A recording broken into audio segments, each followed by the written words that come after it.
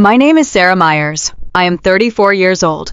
I work as a civilian paramedic in a busy metropolitan hospital system, and I am a former Navy corpsman who served 2 tours in Afghanistan. 3 months ago, I stood at attention in a packed courtroom, wearing my pristine dress blue uniform. The judge looked down at me from his elevated bench. His face was stern and unforgiving. He ordered me to remove the Navy cross pinned to my chest. He told me to hand my medal to the bailiff immediately, because my own sister-in-law had just testified under oath that I bought it online to fake a hero complex.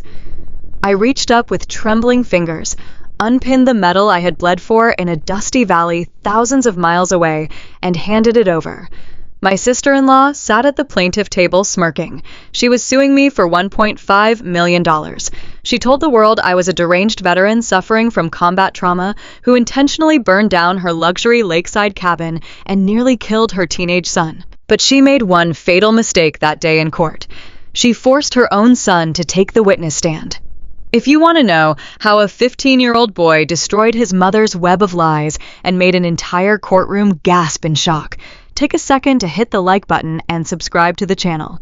Please drop a comment right now telling me where you are watching from and what time it is there. Your comments mean the world to me. Now let me take you back to the exact moment my family went up in flames. It was a Saturday in late July. We were at the family lakeside cabin in upstate New York. It was a rustic property that had been in our family for 3 generations. It was supposed to be a quiet recovery weekend for me. I had just come off a brutal 48-hour shift on the ambulance in Syracuse. I had dealt with car crashes, heart attacks, and overdoses. I wanted nothing more than to sleep and listen to the wind in the trees. But my older brother David and his wife Chloe had invited themselves up for the weekend. Chloe is a high-end real estate agent who views everything through the lens of property value and social status. She has always despised the rustic family cabin because it lacks granite countertops and reliable cell service. She also despises me. She has always deeply resented my military service and my career as a paramedic. She curates a perfect country club lifestyle online, and my blue-collar grit does not fit her aesthetic. That afternoon, she had spent 4 hours a day drinking an expensive bottle of Pinot Noir on the back deck. She complained loudly about the heat, the bugs, and the fact that David was not entertaining her properly. David is a passive man who avoids conflict at all costs. He enables her worst behavior by simply retreating into silence. Their 15-year-old son, Leo, is the only bright spot in their marriage. Leo is my nephew, and he is a smart, quiet kid who usually seeks me out to escape his mother's constant nagging. I was inside the cabin, lying on the downstairs couch, trying to take a nap. I had the windows open to catch the lake breeze. Instead of a breeze, the smell hit me.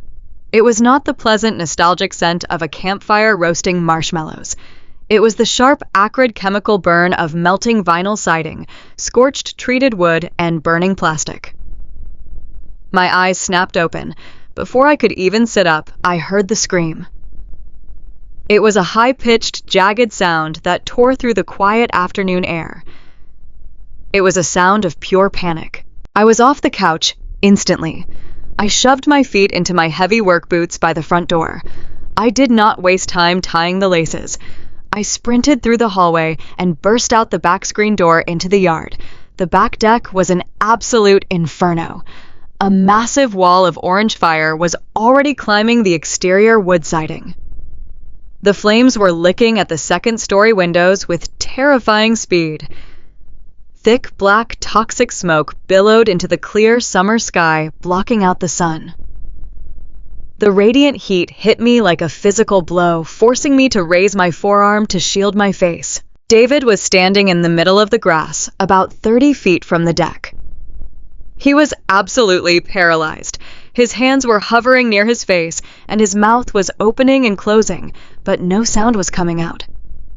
He was completely useless in a crisis. Chloe was pacing erratically near the edge of the lawn.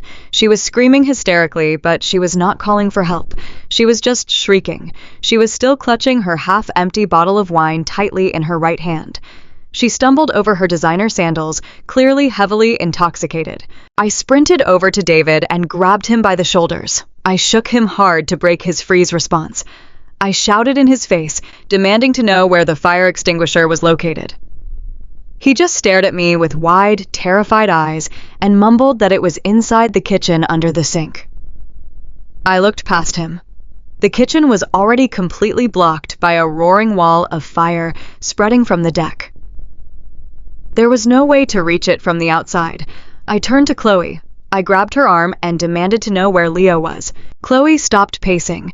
She looked at the burning house. She looked at the wine bottle in her hand. Then she looked at me with a completely blank expression. She slowly raised her left hand and pointed a trembling finger toward the second-floor window. The window belonged to the loft bedroom. Leo had gone up there an hour ago with his noise-canceling headphones to play video games on his laptop. He had no idea the house was burning underneath him.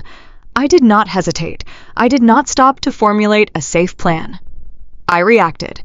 4 years as a Navy corpsman embedded with Marine infantry units in combat zones completely rewires your brain. You do not see danger. You see a tactical problem that requires an immediate physical solution. I let go of Chloe and ran toward the side of the cabin where the flames had not yet fully breached the exterior walls. The side entry door was locked. I did not waste time looking for a key. I planted my left foot and kicked the door exactly where the deadbolt met the wooden frame. The wood splintered violently on the second heavy kick, and the door flew open. A solid wall of thick black smoke rolled out of the house, choking me instantly. I immediately dropped to my hands and knees. My paramedic training took over. The air down low near the floorboards was slightly clearer, but the ambient heat was unbearable. It felt like crawling directly into an industrial oven. I pulled the collar of my cotton shirt up over my nose and mouth to try and filter the toxic air. I crawled rapidly through the laundry room and into the main central hallway. The roar of the fire was deafening. It sounded like a massive freight train ripping through the living room just a few feet away. The drywall was blistering and peeling off the studs. The wallpaper was curling into black ash. I reached the bottom of the wooden staircase leading up to the loft bedroom. The bottom 3 steps were already engulfed in flames. I stood up, ignoring the searing heat, blistering the skin on my bare legs. I sprinted up the burning wooden steps, taking them 2 at a time. The smoke on the second floor was absolute pitch black. I had 0 visibility. I closed my eyes because the chemical smoke was burning my corneas. I kept one hand on the hallway wall, relying entirely on memory to find the loft bedroom door. My fingers hit the wooden frame. I slammed my shoulder against the door. It was locked from the inside. I backed up in the narrow, pitch-black hallway. I braced my back against the opposite wall, raised my boot, and kicked the door right next to the brass knob. The locking mechanism shattered, and the door crashed open. I crawled inside, calling Leo's name at the top of my lungs. I coughed violently, inhaling hot ash. The smoke was so dense I could not see my own hands in front of my face. I swept the floor blindly with my arms. My hands bumped into a desk chair. Then I hit a laundry hamper. Finally, my fingers brushed against a pair of canvas sneakers. Leo was lying completely unconscious on the hardwood floor near the edge of his bed. He had realized what was happening and tried to escape, but the toxic smoke inhalation had taken him down before he reached the door. I grabbed him by the collar of his shirt and hauled his upper body off the floor. He was a growing 15-year-old boy. He was absolute dead weight, easily 150 pounds. My lungs burned with every single breath. My eyes were streaming water. I dragged him backward out into the hallway. The heat was intensifying at a terrifying rate. I could hear the heavy wooden structural beams of the roof groaning and popping under the extreme thermal stress. I reached the top of the stairs and looked down. The fire had completely consumed the entire bottom half of the staircase. The steps were gone, replaced by a roaring chasm of orange fire. There was absolutely no way down. The roar of the flames below was deafening. I looked back down the narrow hallway. The small window at the very end of the corridor was our only option. I hauled Leo up off the floor. I bent my knees and draped his unconscious body over my right shoulder in a classic fireman's carry. I staggered down the hallway toward the window. My legs shook violently under his combined weight and my own exhaustion. The radiant heat was baking the exposed skin on my arms. I reached the window. I grabbed a heavy wooden lamp from a small side table and swung it hard, smashing the glass pane outward. Fresh oxygen rushed into the hallway, instantly feeding the fire behind me. The flames roared louder, surging down the corridor toward our backs. We were on the second story. Directly below us was the sloping, shingled roof of the front porch. I shoved Leo out the shattered window first, letting his limp body slide down the steep shingles of the porch roof. I climbed out the window frame right behind him, cutting my arm on a jagged piece of glass. The exact moment my boots hit the porch roof, the main roof of the cabin, directly above where we had just been standing, completely collapsed inward. A massive concussive shockwave hit my back. A towering plume of fire and orange sparks shot high into the darkening sky. The sheer force knocked me completely off balance. I tumbled backward down the sloping porch roof. I grabbed desperately at Leo's shirt just before we both rolled violently off the edge. We fell 8 feet through the air and crashed hard into the thick azalea bushes below. The brutal impact knocked all the wind out of my lungs. Searing pain exploded in my right shoulder and my lower ribs. I rolled over, completely ignoring the agony, and immediately checked Leo. My paramedic instincts engaged automatically. I pressed 2 fingers to his carotid artery. His pulse was thready and rapid, but it was present. He was breathing shallowly.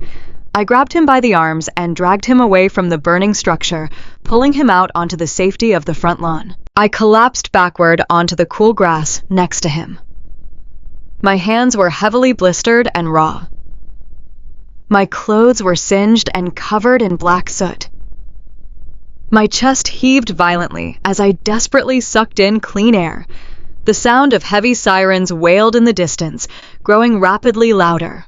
Fire trucks and ambulances from my own county dispatch were finally arriving. I lay there on the grass, fighting incredibly hard just to stay conscious. The pain from the thermal burns on my arms and legs was becoming absolutely excruciating. Paramedics rushed across the lawn with heavy trauma bags, oxygen tanks, and a stretcher. They were my colleagues. I recognized their faces. They shouted my name, but I could not speak to answer them. They moved with practiced efficiency, loading me onto a rigid backboard, while another team attended to Leo. As they lifted my stretcher up to wheel me toward the waiting ambulance, I turned my head to the right. Chloe was standing near the arriving police cruisers. She was completely uninjured. Her expensive clothes were pristine. Her hair was perfectly in place. She was no longer holding the wine bottle. A local police officer had his notepad out and was speaking to her. I was rapidly fading in and out of consciousness. The edges of my vision were going dark gray, but the cool evening air carried her voice perfectly across the lawn. I heard her speaking to the officer. Her tone was sharp, defensive, and entirely composed. She told the officer that Sarah had been acting crazy all afternoon. She said she thought Sarah was having a manic episode related to her military trauma. She pointed a perfectly manicured finger toward the inferno and stated calmly that she saw me knock over the propane grill. She was already spinning the lie. She was aggressively framing me for the fire while I lay bleeding and burned on a stretcher, having just saved her child's life. I tried to shout. I tried to force my raw throat to tell the officer she was lying, but the paramedic placed a clear plastic oxygen mask tightly over my face, sealing off my words. The last thing I saw was Chloe turning to look directly at me as the ambulance doors slammed shut and the darkness pulled me completely under. I woke up to the steady mechanical rhythm of a heart monitor and the overwhelming smell of sterile alcohol mixed with the lingering phantom scent of smoke. My eyes felt glued shut. When I finally managed to force them open, the harsh fluorescent lights of the hospital ceiling burned my corneas. I tried to lift my right hand to shield my eyes, but my arm refused to move. It felt incredibly heavy, wrapped in thick white bandages from the wrist all the way up past my bicep. A sharp, searing agony radiated through my skin beneath the gauze. It was a kind of visceral, consuming pain that I had only ever witnessed in the trauma patients I treated on the ambulance. A nurse noticed my stirring and immediately stepped into my line of sight. She had warm brown eyes and a soft voice that tried to offer comfort in a room defined by suffering. She told me her name was Brenda and that I was in the regional burn unit. Then she delivered the first shock of the day. I had been unconscious for 3 full days. They had kept me heavily sedated to manage the extreme pain from the 2nd and 3rd degree burns covering my arms, legs, and parts of my back. My lungs were severely inflamed from inhaling the toxic black smoke of the melting vinyl siding. My throat felt like it was lined with shattered glass, but I forced my dry vocal cords to work. I needed to know about Leo. I croaked his name, gripping the edge of the crisp hospital sheet with my unburned fingers. Brenda offered a gentle, reassuring smile. She told me my nephew was safely discharged yesterday. He had suffered minor smoke inhalation and a few scrapes from the fall into the bushes, but he was alive and he was going to be perfectly fine. A profound wave of relief washed over my exhausted body. I closed my eyes and let the morphine drip carry me back into a shallow sleep. I had done my job. I had saved my nephew. I assumed that when I woke up again, my family would be sitting by my bedside. I assumed there would be tears of relief and gratitude. I assumed we would deal with the tragic loss of the family cabin together. I had survived a war zone, and now I had survived this fire. I thought the worst was behind me. I was completely, utterly wrong. The worst part of this entire ordeal did not happen in the burning house. It happened the following afternoon, when the door to my hospital room slowly pushed open. It was my older brother, David. He walked into the sterile room holding a paper cup of terrible hospital coffee. He did not rush to my bedside. He did not reach out to touch my uninjured shoulder. He did not look like a man whose sister had just walked through a literal inferno to save his only child. He looked entirely defeated, shoulders slumped, head angled toward the linoleum floor. He looked like a man carrying a terrible secret. I managed a weak smile despite the pulling pain in my facial skin. I asked him where Chloe and Leo were. I told him I was ready to see my nephew. David stopped at the foot of my bed. He gripped that paper coffee cup so tightly, his knuckles turned white. He refused to meet my eyes. He stared at my blanket and mumbled that Leo was not coming. He said Chloe had decided it would be too traumatic for Leo to see me in this condition. I frowned, pushing through the mental fog of the pain medication. I told David that was ridiculous. I was a paramedic. Leo knew I dealt with injuries all the time. I needed to see him to know for myself that he was truly okay. David finally looked up, and the expression on his face made my blood run completely cold.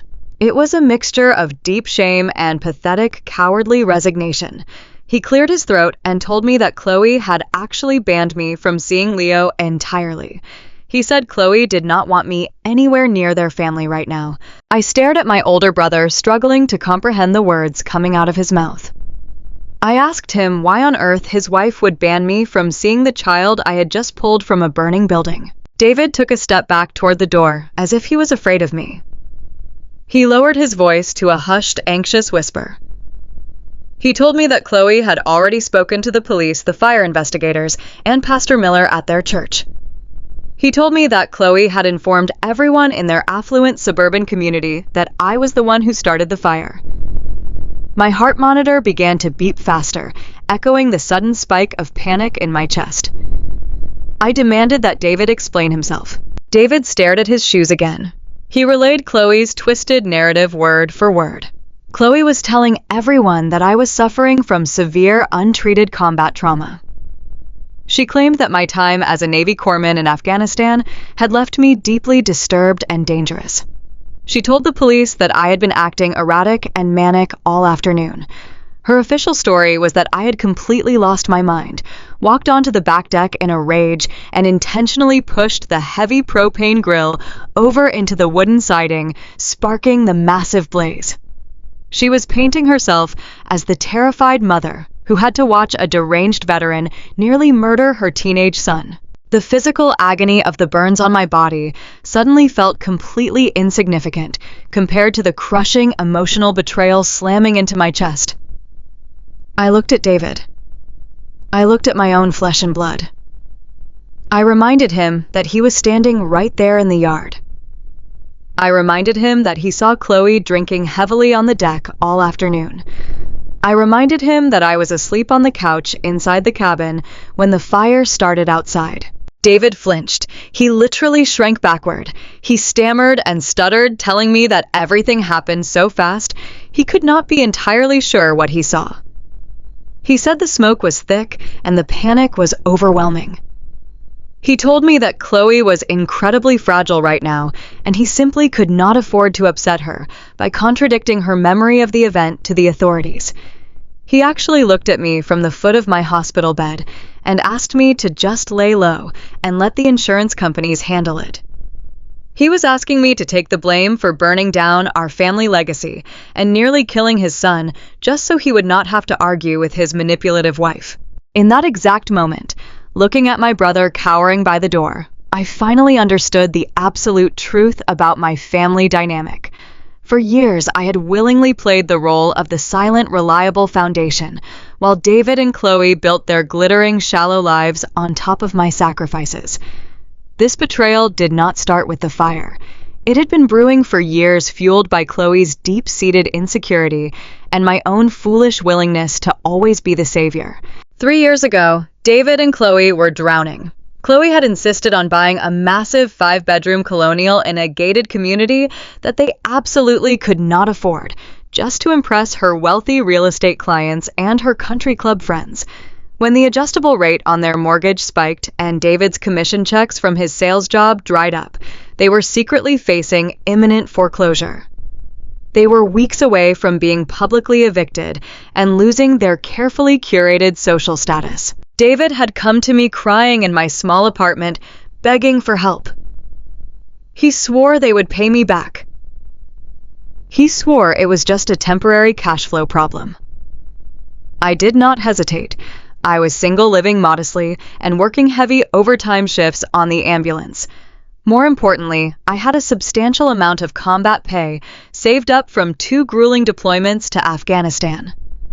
I transferred $60,000 of my hard-earned military savings directly into their joint account to clear their arrears and save their pristine image. Chloe never thanked me. In fact, she resented me for it. My financial rescue proved that her perfect life was a fragile illusion, and she despised the fact that she owed her country club status to a blue-collar paramedic sister-in-law.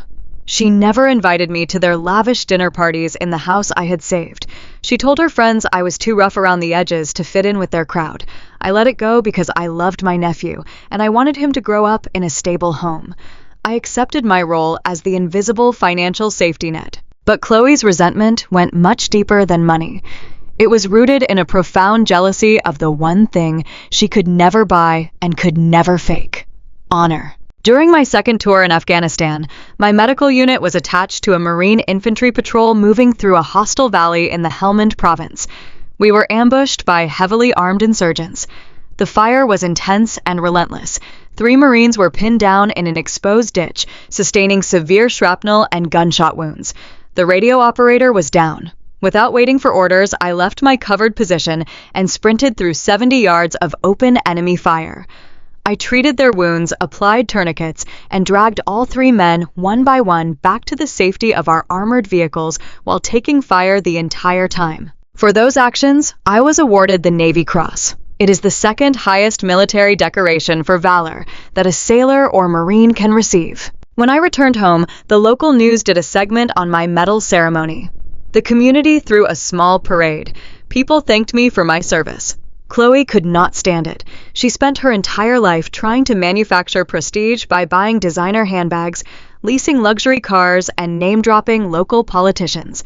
She curated a fake reality to make people admire her. And here I was arriving home in a plain uniform, receiving genuine awe and respect for something deeply real. Chloe began a subtle, quiet campaign to undermine my service almost immediately. At family Thanksgiving dinners, she would make passive-aggressive comments about how the military brainwashes young people. She would whisper to her friends that I was emotionally stunted because of the war. She actively tried to convince David that I was unstable and dangerous around their son. She hated the Navy Cross because it was a tangible, undeniable proof of courage.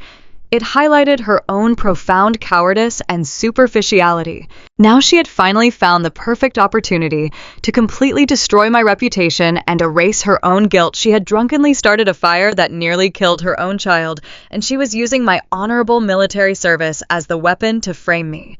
She knew that the stereotype of the broken, dangerous veteran was a narrative that suburban gossips would eagerly consume. I lay in that hospital bed, listening to the steady beep of the heart monitor, while David awkwardly shuffled his feet. The physical pain from the burns suddenly faded into the background. A new sensation washed over me entirely.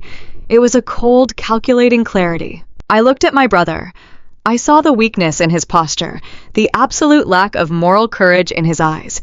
He had chosen his comfortable lie. He had chosen to let his wife brand me a deranged criminal rather than face the truth of her negligence. He had taken my money to save his house, and now he was taking my freedom to save his marriage. I did not scream. I did not cry. I did not beg him to tell the truth.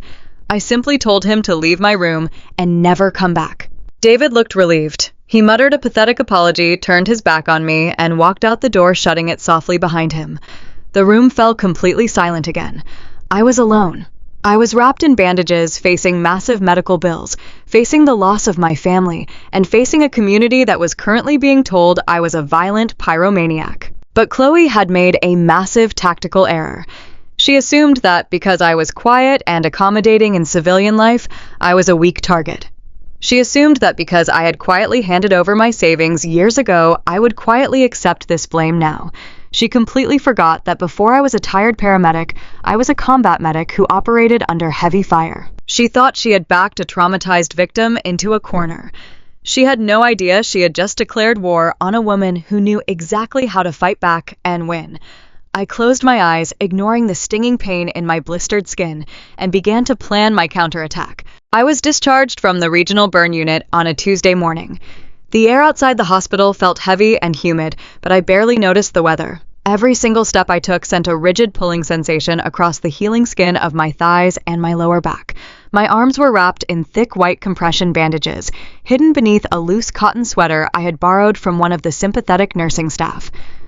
I had arrived at this hospital in the back of an ambulance, fighting for my life, with toxic smoke filling my lungs. Now I was walking out through the automatic sliding doors, completely alone. David had not come to pick me up. Chloe had made sure of that. I stood on the concrete sidewalk, waiting for a taxi, my mind racing with the terrifying logistics of survival.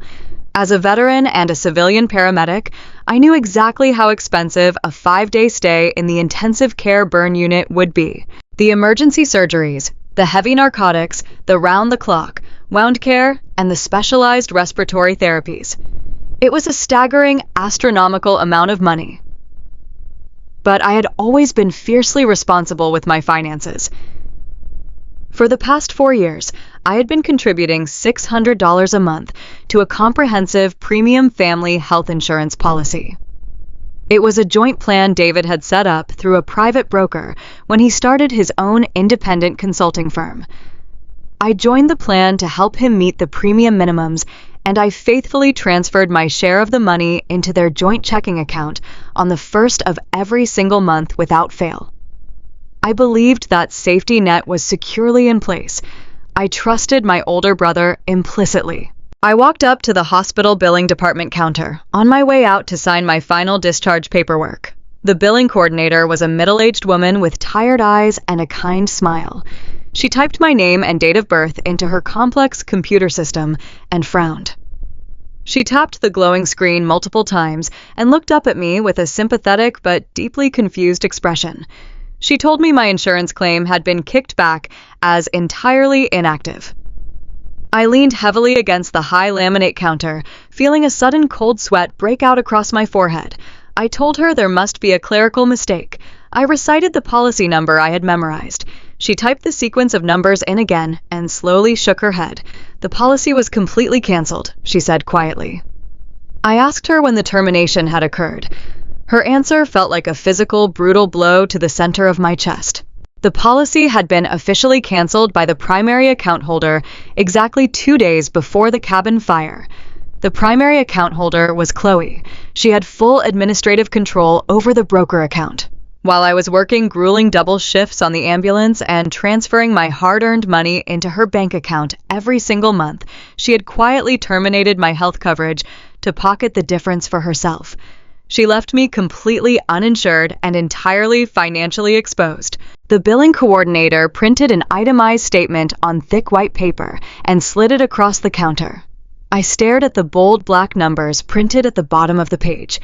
$84,000. That was just for the facility fee, the emergency room admission, and the initial surgical debridement of my burns. The anesthesia, the pharmacy charges, the respiratory therapy, and the ongoing outpatient wound care would all be billed separately over the coming weeks. It would easily surpass $150,000.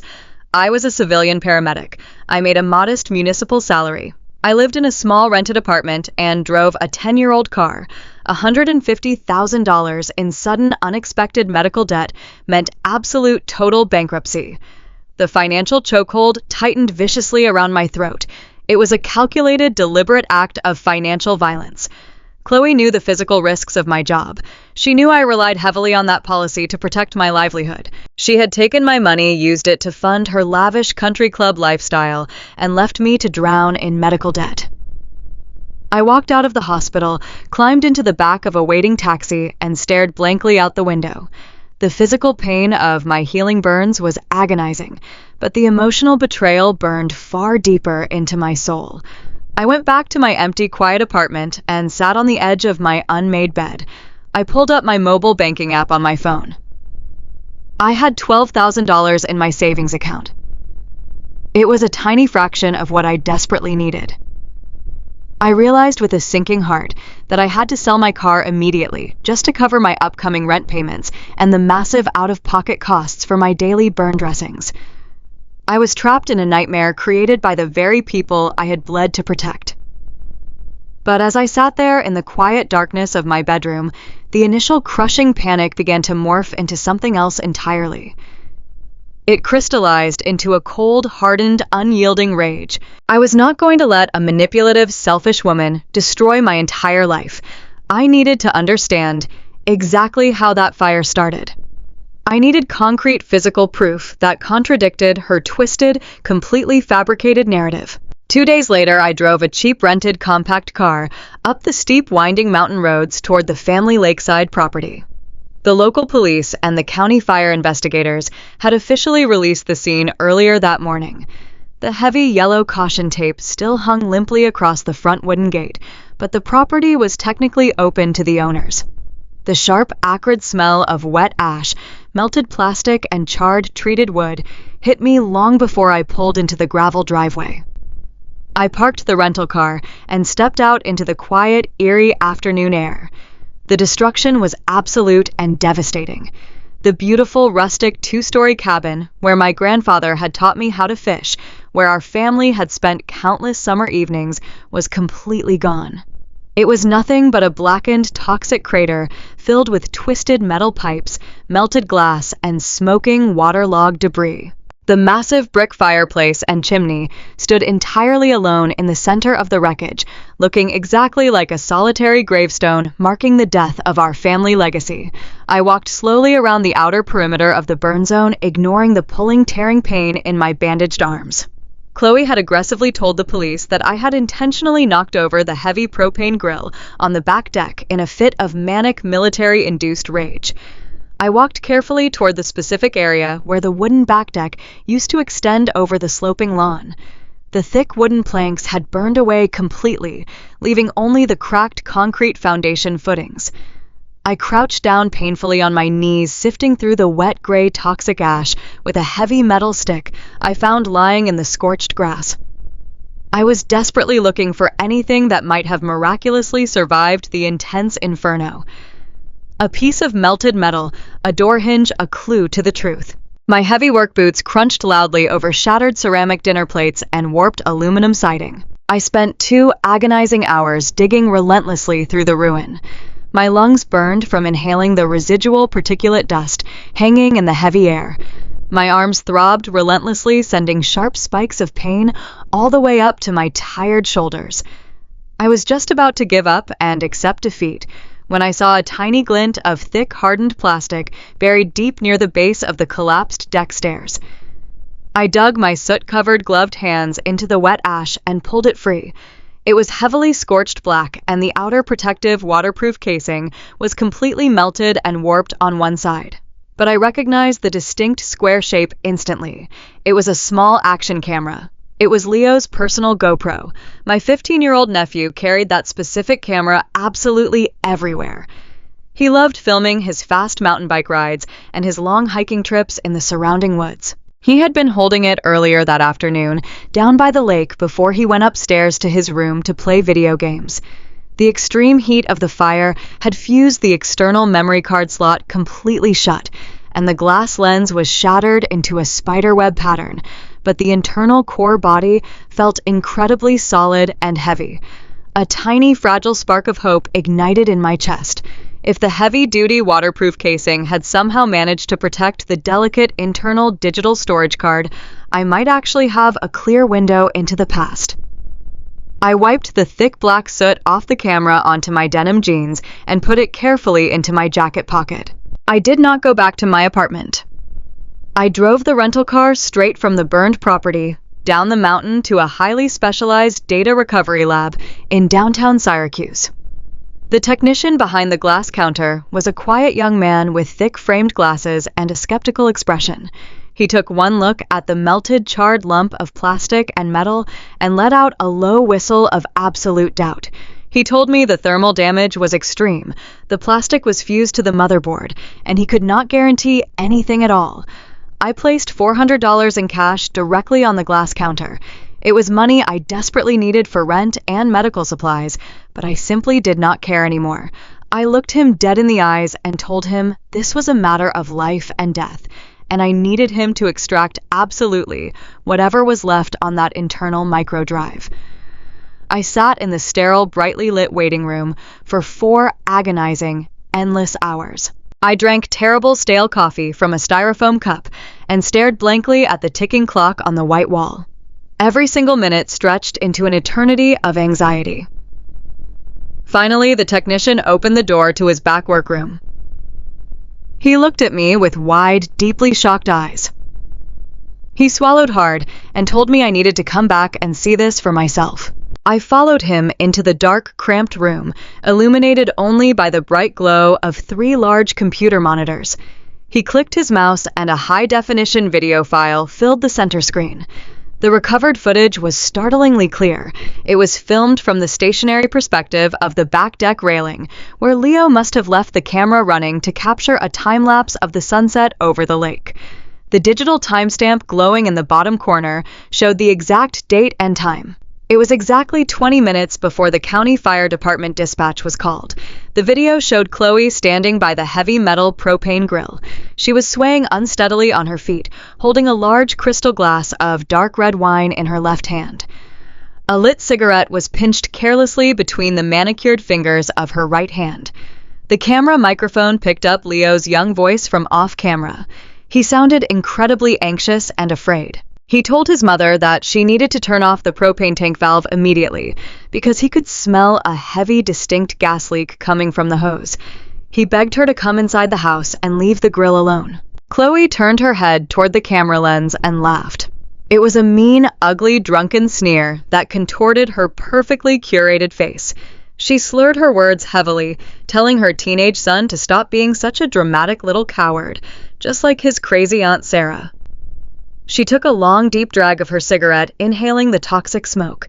Then, with a completely careless, dismissive flick of her wrist, she tossed the still-burning cigarette butt directly into a large, overflowing pile of dry kindling and empty cardboard boxes stacked recklessly right beneath the leaking propane tank hose.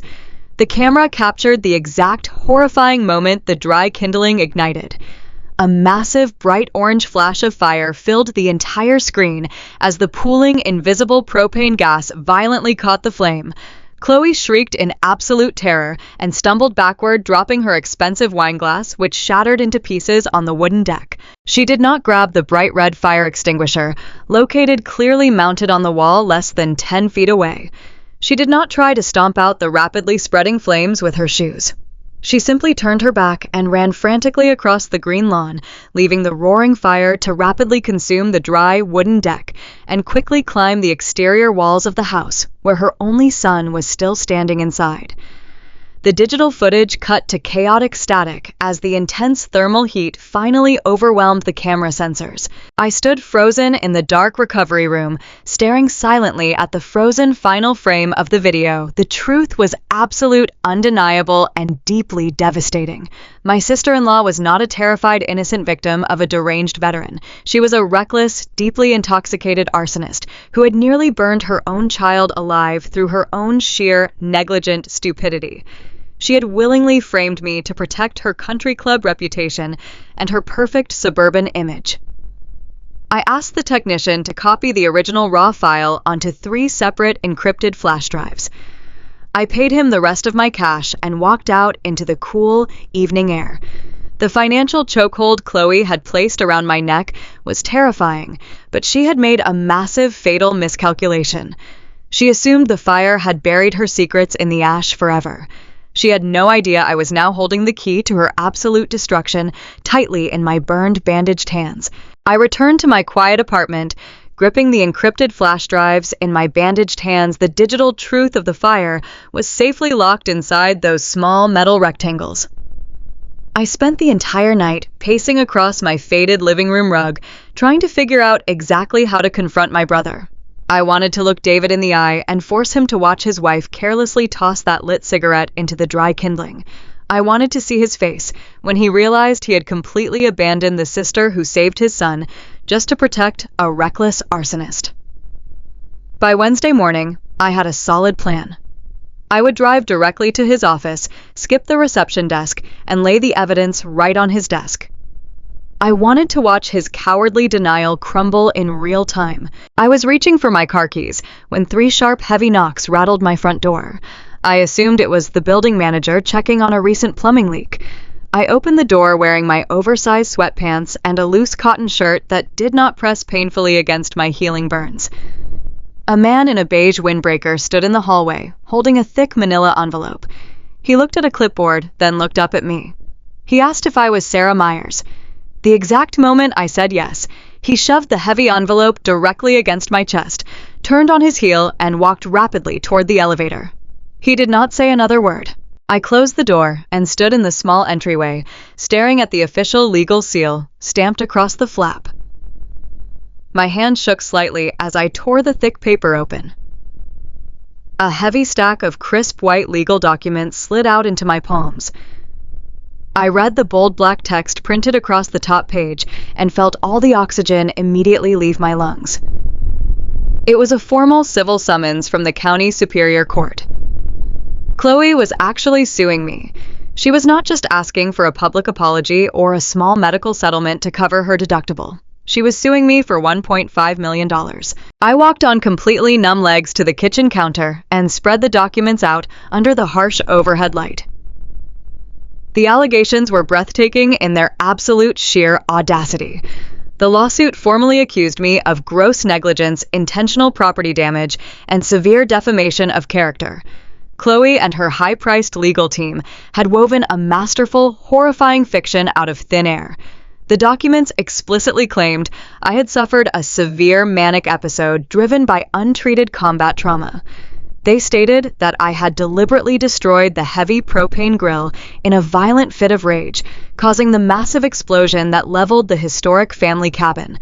They even included a calculated aggressive clause, demanding financial compensation for severe emotional distress, claiming Chloe now suffered from debilitating night terrors because of my unpredictable veteran tendencies. She was actively trying to bankrupt me, destroy my municipal career as a paramedic, and brand me as a dangerous criminal, all while knowing perfectly well she was the one who drunkenly started the fire.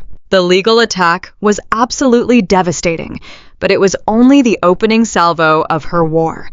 Chloe was a prominent luxury real estate agent who thrived completely on public perception and social standing. She knew a quiet civil lawsuit was not enough to guarantee her absolute safety. She needed to completely assassinate my character in the public square before I could ever tell my side of the story. My phone buzzed aggressively on the kitchen counter. It was a text message from a woman named Carol, who volunteered with me at the local community food bank. The message simply said to turn on the local evening news immediately. I grabbed the television remote with trembling fingers and switched it to Channel 4. There was my sister-in-law standing gracefully on the manicured front lawn of her 5-bedroom colonial home. She was dressed in soft, unassuming, neutral colors, looking perfectly fragile and deeply traumatized. A local reporter was holding a microphone respectfully toward her face. Chloe was weeping. They were perfect, practiced, delicate tears that glided down her carefully made-up cheeks. She looked directly into the camera lens and spun her twisted web of lies to the entire metropolitan area. She told the reporter that her family had barely survived a horrific ordeal caused by a disturbed individual they had tried so incredibly hard to help. She used heavily loaded words like unstable, dangerous, and tragic. But the most unforgivable moment came near the very end of the live broadcast. The reporter asked her about my military background and my widely known status as a decorated war hero. Chloe let out a sad, pitiful sigh. She shook her head slowly and looked down at the ground. She told the reporter that it broke her heart to say it, but the public needed to know the absolute truth. She explicitly claimed that my entire military heroism narrative was a complete fraudulent fabrication. She stated on live television that my Navy Cross was a fake prop I had purchased on the internet to garner unearned sympathy and mask my deep psychological issues. She told the world I had invented a sick hero complex to cover up my violent, destructive tendencies. I stood in my kitchen, listening to the local news anchor solemnly thank Chloe for her immense bravery in speaking out against family violence. The television screen blurred as hot, angry tears sprang to my eyes. The thermal burns on my arms throbbed relentlessly, but the pain in my chest was absolute, pure agony. That medal was not a cheap piece of metal I bought online. It was the physical embodiment of the absolute worst and proudest day of my entire life. It represented 3 severely wounded Marines I had dragged through the dirt while insurgent gunfire shattered the rocks right next to my head. It represented the blood I had washed off my hands and the brave friends I had buried. Chloe had taken the most sacred, honorable part of my identity and dragged it violently through the mud just to protect her shallow country club reputation. The social fallout was immediate and absolutely brutal. By Thursday morning, my phone was ringing constantly, but it was never my family calling to offer support. It was members of my church calling to express their deep concern and aggressively suggesting I seek inpatient psychiatric help. It was former friends from the neighborhood quietly unfriending me on social media and blocking my number. A local veterans group I had volunteered with sent me a cold formal email asking me to step down from the advisory board pending the results of the disturbing litigation. Chloe had successfully weaponized the entire community against me.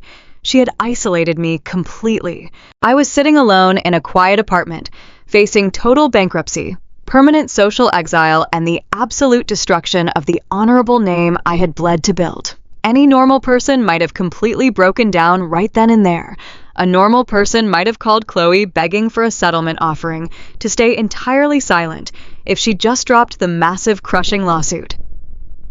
But I was not a normal person, and I was no longer playing the role of the quiet, accommodating sister-in-law. The deep, crushing sadness I felt on Wednesday night completely evaporated by Friday morning. It was replaced by a cold, calculating, and absolute unyielding rage. I looked at the encrypted flash drive sitting on my kitchen counter. I had the undisputed truth captured in high-definition video. I just needed the perfect general to help me wage this war. I did not need a standard family lawyer who wanted to negotiate a peaceful, quiet mediation and charge me by the hour to compromise. I needed a legal predator.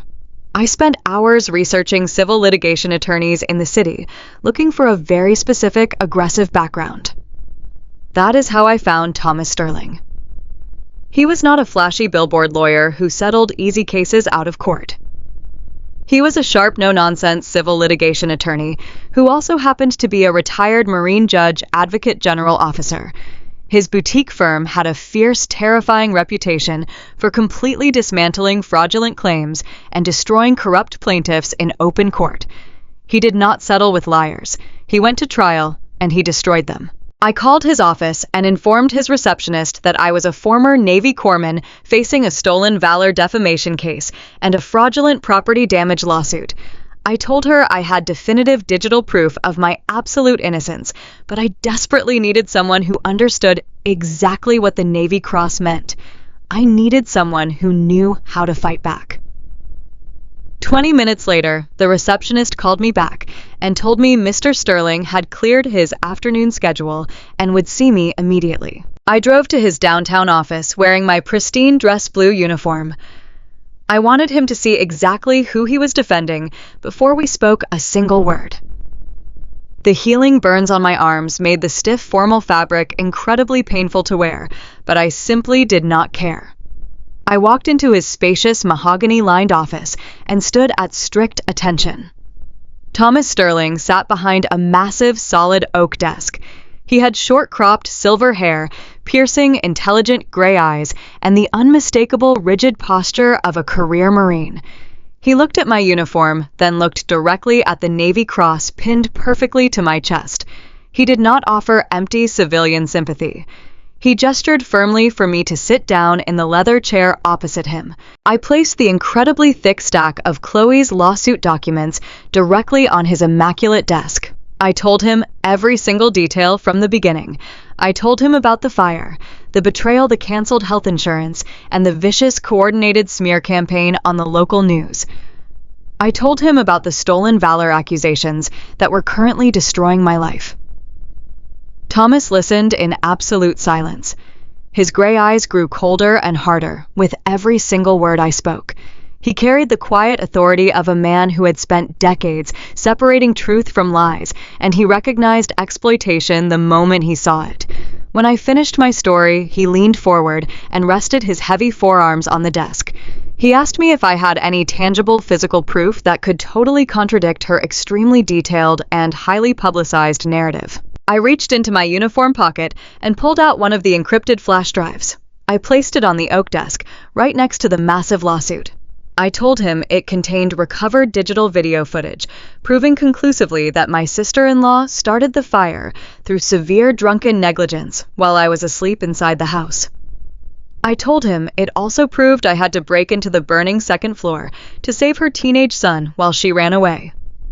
Thomas stared at the small silver drive for a long time. A slow, highly dangerous smile spread across his weathered face. It was the smile of a seasoned military tactician who had just been handed the enemy's complete vulnerable battle plan. He picked up the flash drive and rolled it thoughtfully between his fingers. He told me that if we presented this evidence immediately, the lawsuit would simply go away.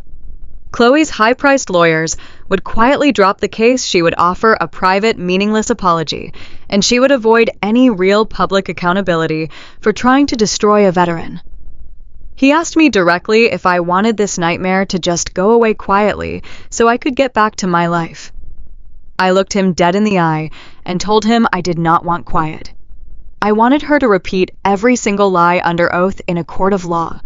I wanted her to lock herself into a massive, inescapable web of perjury before we dropped the heavy hammer of truth. Thomas nodded slowly, his eyes gleaming with professional respect. He told me that Chloe was relying entirely on the arrogant assumption that I was too poor, too tired, and too socially isolated to fight $1 million lawsuit against a wealthy family. She fully expected me to fold under the immense pressure of the media smear campaign. We were going to let her believe she was absolutely winning. We were going to let her parade her fake victimhood through the legal system, right up until the exact moment she sat confidently on the witness stand. Thomas officially took my case on contingency right then and there.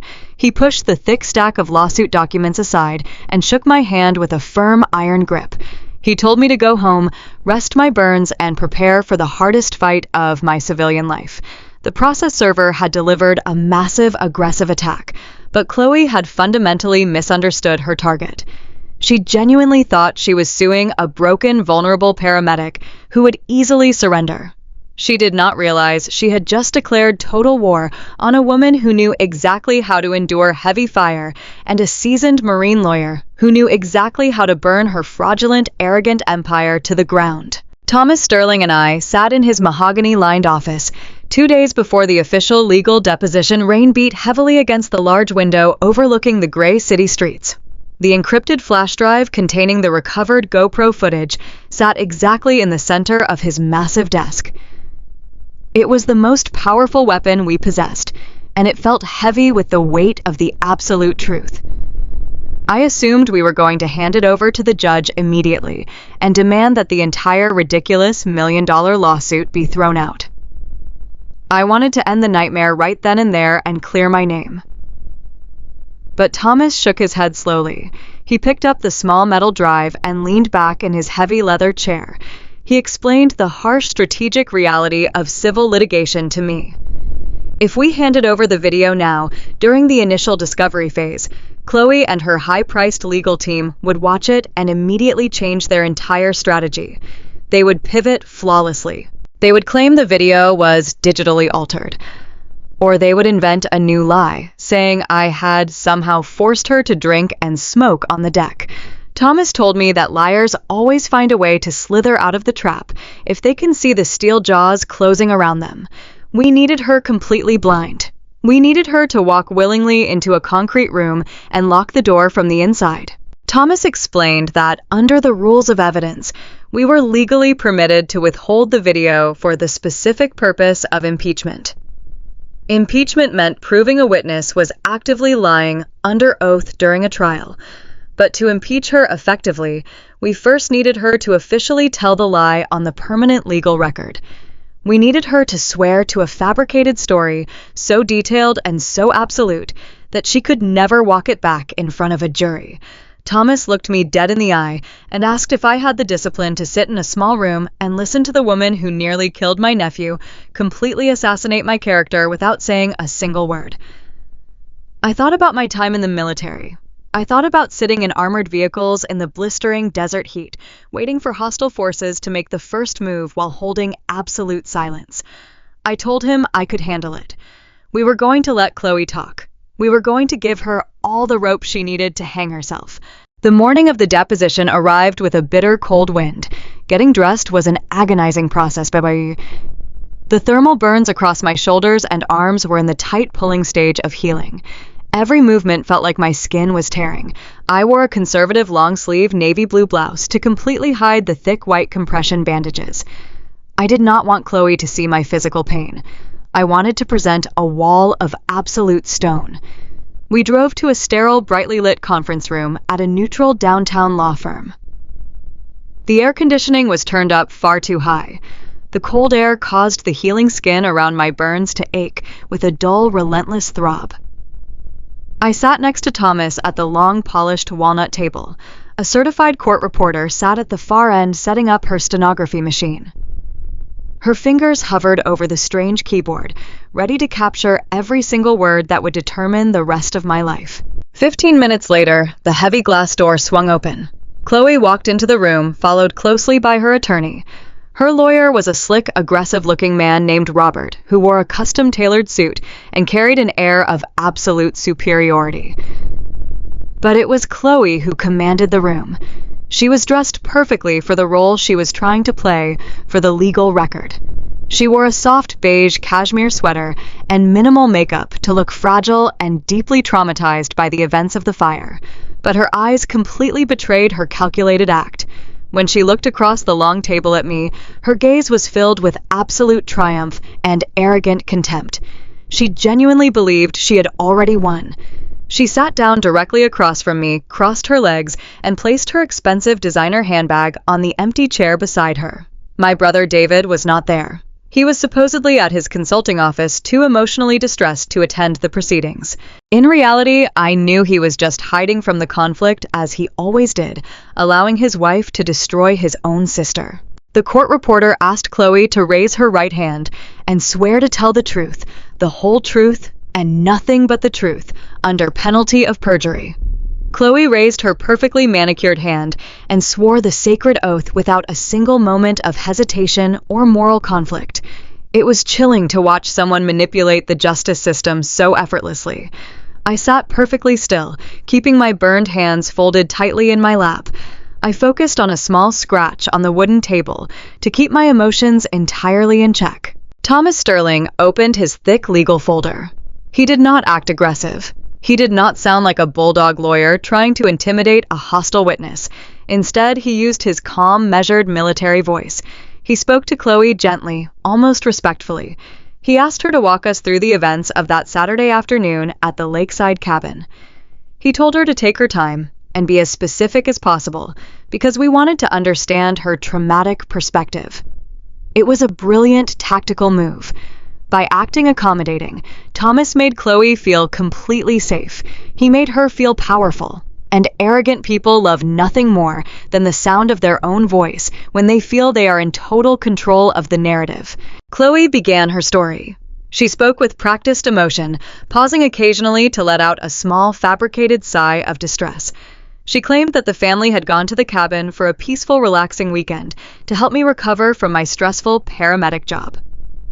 Thomas asked her specifically about her alcohol consumption that afternoon. He asked if she had been drinking wine on the back deck, as the initial police report suggested. Chloe offered a tight, sad smile. She looked at her lawyer, then looked directly at Thomas. She stated under oath that she had poured herself exactly 1/2 glass of wine with lunch. She claimed she sipped it slowly over the course of 4 entire hours. She explicitly stated she was completely sober and entirely clear-headed. Thomas asked the court reporter to read that statement back for clarity. The reporter repeated the words exactly, completely sober and entirely clear-headed. Chloe nodded in agreement, officially locking the first massive lie into the legal record. Then Thomas asked her how the fire started. Chloe leaned forward slightly. She looked directly into my eyes across the table, trying to bait me into a reaction. Her performance reached a terrifying new level of fabrication. She told the room that I had been acting erratic and highly agitated all morning. She claimed I was pacing around the living room muttering to myself about my military deployments and acting deeply paranoid. She used heavily loaded psychological terms like unhinged, aggressive, and triggered. She stated that around 4 in the afternoon, I burst out the back screen door in an absolute blind rage. According to Chloe, I was screaming about feeling disrespected and unappreciated by the family. Thomas kept his voice entirely neutral. He asked her what happened next. Chloe took a deep breath and produced a single perfect fake tear that rolled down her cheek. She claimed that I walked directly over to the heavy metal propane grill. She explicitly described how I placed both of my hands on the side of the hot grill and intentionally, violently shoved it over. She said the heavy grill crashed into the dry wooden siding of the house, causing the propane tank hose to rupture and immediately ignite into a massive fireball. Thomas stopped her there. He held up his hand and asked a very specific, pointed question. He asked Chloe if anyone was smoking on the deck that afternoon. He asked if it was possible that a discarded cigarette butt had accidentally ignited a pile of dry kindling near the grill. Chloe let out a scoff of absolute disgust, acting offended by the mere suggestion. She emphatically denied it. She swore under oath that no one in her family smoked and that there was absolutely no kindling on the deck. She reiterated firmly that the fire was a direct result of my intentional violent action. I listened to this absolute fiction, feeling my pulse pound in my neck. I pictured the GoPro video locked in the briefcase sitting right next to me. I pictured her drunkenly swaying, dropping that lit cigarette directly into the cardboard and drywood while laughing at her son. She was lying so effortlessly it made my stomach turn. But Chloe was not finished. She was determined to paint herself as the ultimate hero and me as the absolute monster. Thomas asked her about the chaotic moments right after the fire ignited. He asked what steps she took to ensure the safety of her teenage son, Leo, who was trapped on the second floor. Chloe claimed that she immediately tried to run back inside the burning house to save her child. She stated under oath that I physically blocked her path. She claimed I shoved her away from the door and forced her out onto the lawn, laughing manically while the house burned. She actually said I stood there watching the flames spread, refusing to call for help while holding a fire extinguisher I refused to use. This was the hardest moment of my life.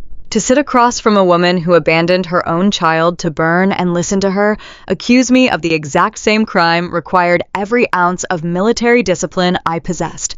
My hands shook slightly in my lap, but I kept my face entirely blank.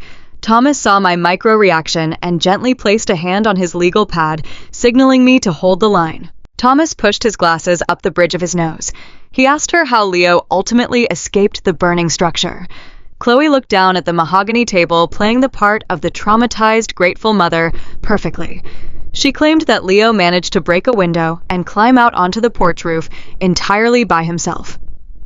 She said I only dragged him away from the bushes after he fell, because the arriving paramedics were driving up, and I wanted to look like a hero. She completely erased the fact that I had kicked down a burning door, crawled through toxic black smoke, and carried her unconscious son over my own shoulder while the roof collapsed inches behind us. She erased my severe thermal burns. She erased my sacrifice. She completely erased the absolute truth. Her lawyer, Robert, sat next to her, looking incredibly pleased with how the deposition was proceeding. He clearly believed they were building an ironclad case for their $1 million lawsuit. He probably thought my continued silence meant I was broken, intimidated, and defeated. He did not realize I was silent because I was following strict tactical orders. Thomas spent the next 2 hours meticulously walking Chloe through every single detail of her fabricated timeline. He asked her about the direction I pushed the grill. He asked her exactly where she was standing on the deck. He asked her exactly what words I was screaming. Every single time she answered, she added more elaborate, completely false details. Then she delivered the final calculated blow. She wanted to ensure my character was completely ruined on the record. She brought up my military service unprompted. She told Thomas that my entire hero narrative was a desperate lie. She stated under oath that my Navy Cross was a fraudulent prop I had purchased online to gain sympathy from the community. She said my stolen valor was proof of my deep psychological disturbance. It was a vicious, deeply personal attack designed to make me lose my temper right there in the conference room. I felt a hot spike of absolute fury shoot through my chest. But I simply blinked and stared back at her, refusing to give her the satisfaction of a reaction. Finally, Thomas closed his thick, legal folder. He looked at Chloe with a completely unreadable professional expression. He asked her one final, overarching question. He asked if she had any doubts whatsoever about her memory of that terrible day. He asked if there was any possibility she was mistaken or confused by the trauma and chaos of the event. Chloe sat up perfectly straight. Her beige cashmere sweater looked pristine under the harsh fluorescent lights. She lifted her chin with total, arrogant certainty. She stated clearly for the record that she remembered every single second perfectly. She swore her memory was absolute and flawless. Thomas nodded slowly. He thanked her for her time and stated that he had no further questions at this time. The court reporter stopped typing. The heavy silence in the room was suddenly suffocating. Chloe stood up, smoothing her expensive designer slacks. She looked down at me one last time, her lips curling into a cruel, victorious smirk. She genuinely believed she had just won $1 million and successfully destroyed my life and my career forever. She believed her perfect country club reputation was completely safe and untouchable. She turned and walked out of the conference room with her lawyer closely behind her, completely unaware of what she had just done. I sat at the long table listening to their confident footsteps fade down the carpeted hallway. The physical pain in my burned arms was intense, but my mind was completely clear and sharp. I looked over at Thomas Sterling. The retired Marine lawyer was quietly packing his legal pads into his briefcase. He did not look like a man who had just lost a brutal deposition. He looked exactly like a seasoned predator who had just successfully locked his prey inside a very small, inescapable cage. He clicked the heavy brass locks on his briefcase shut and looked at me. He offered a slow, chilling smile.